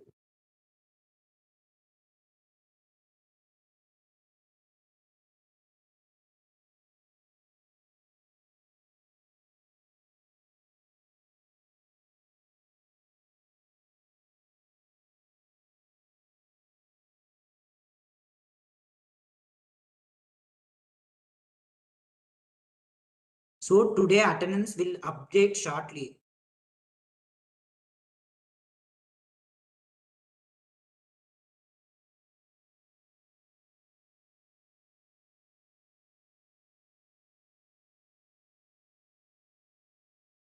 So dear participants, please follow the instruction carefully. Open the link in an incognito or private window. So clear your browser cookies. For better performance, use desktop or laptop.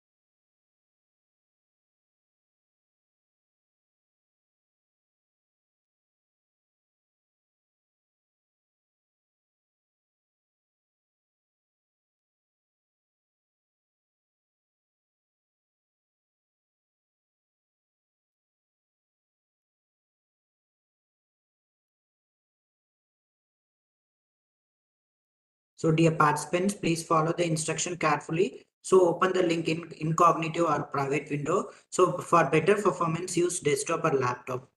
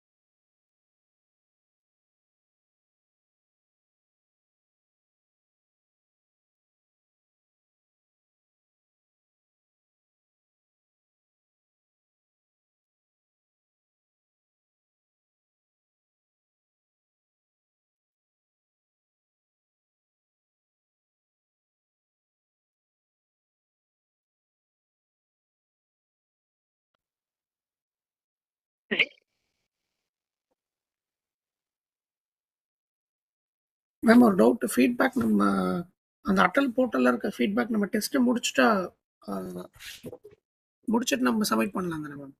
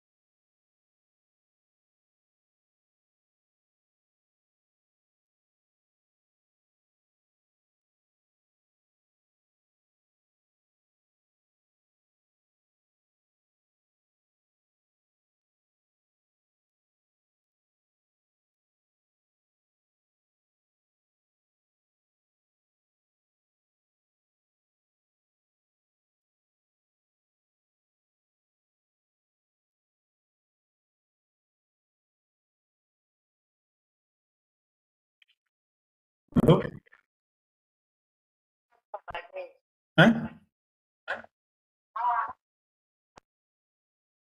காட்டு போகணும்.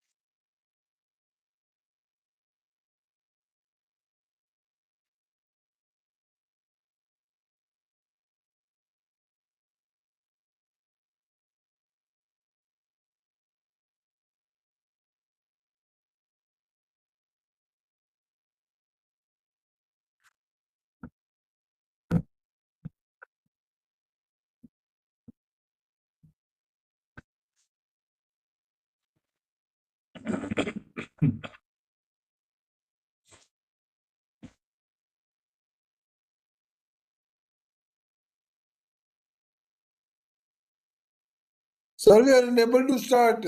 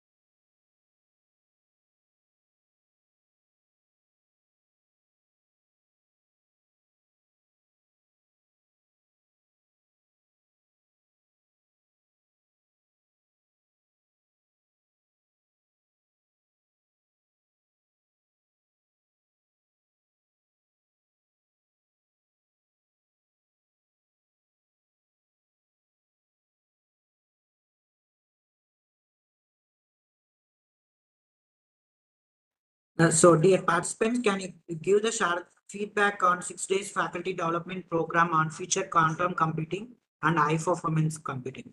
Can you give the feedback for this?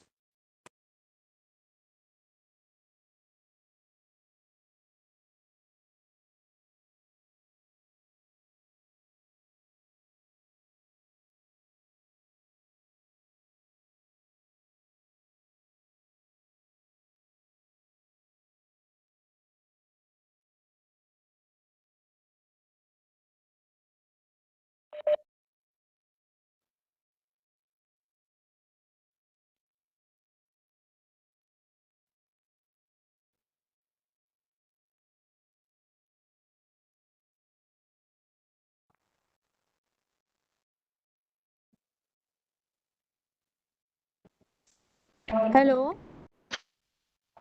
Hello. Hello. Hello.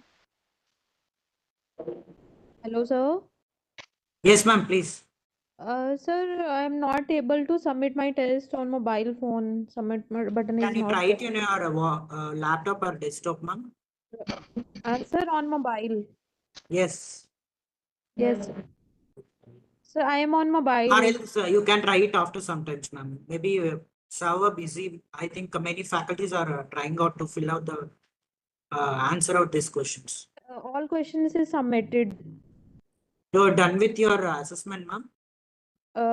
Sir, I have done my assessment, but submit button is not there.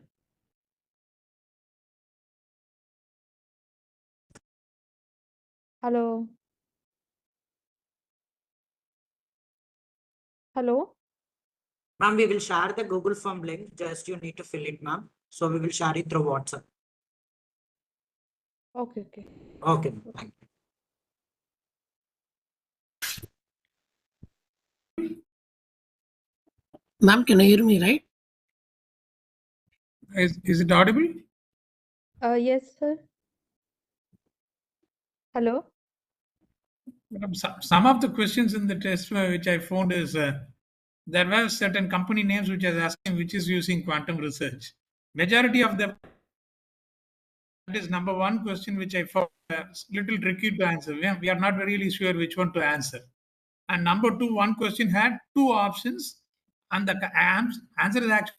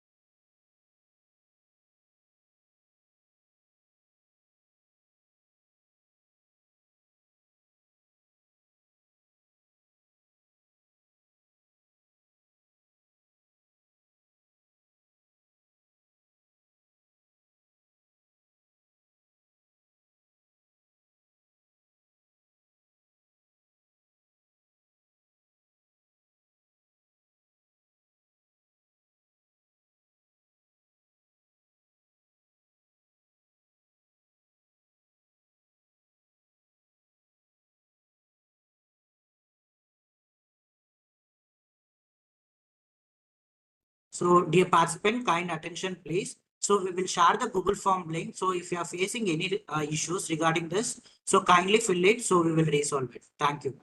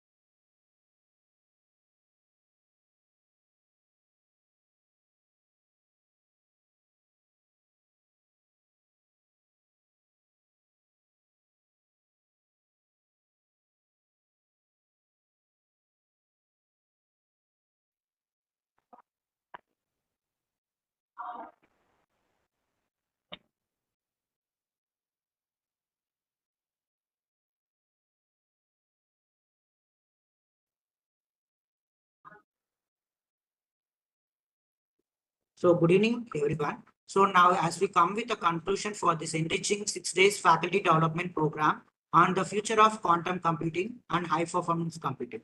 So I would like to warmly welcome Dr. M.P. Sendil Kumar, Professor and Head of the Department of Civil Engineering at P.S.V College of Engineering Technology, Autonomous. So to give the vote of thanks. Welcome, sir.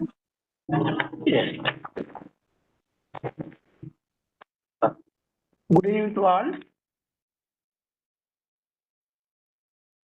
Are you here? Vinod, can you hear? Sir, not Can you hear, Vinod? Yes, sir. Yes, sir. You can proceed. Good evening to all. First and foremost, I would like to express my heartfelt gratitude to our distinguished chief guest, esteemed resource persons, who graced this program with their invaluable insights and knowledge. The sessions not only broadened our understanding, but also inspired us to explore new frontiers in computing technologies. A very big thanks to our management principal for their constant encouragement, support, and resources that made this event possible. I extend my sincere appreciation to all the participants, our dedicated faculty members, and research scholars for their active involvement. Special thanks to the organizing committee, technical team, and volunteers who worked tirelessly behind the scenes to ensure the smooth execution of this event. Last but not least, I thank our sponsors, ATAL and AICTE. As we conclude, let us take forward the knowledge and insights gained over the past 6 days and continue to innovate and collaborate in this exciting field of quantum and high performance computing. Thank you all once again. Thank you.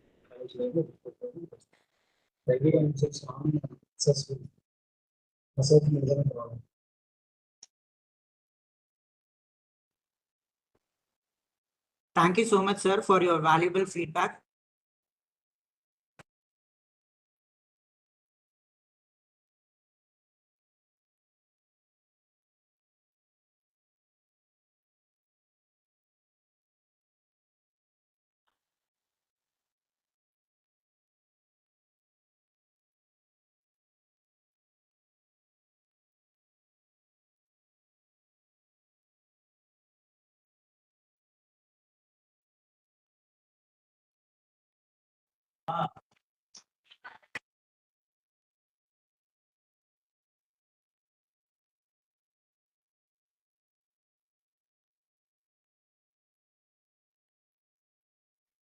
So dear participants, kind attention, please. So log in into your ATAL ID, kindly fill your feedback, then only it will generate your certificate. Thank you. So it is mandatory to fill the feedback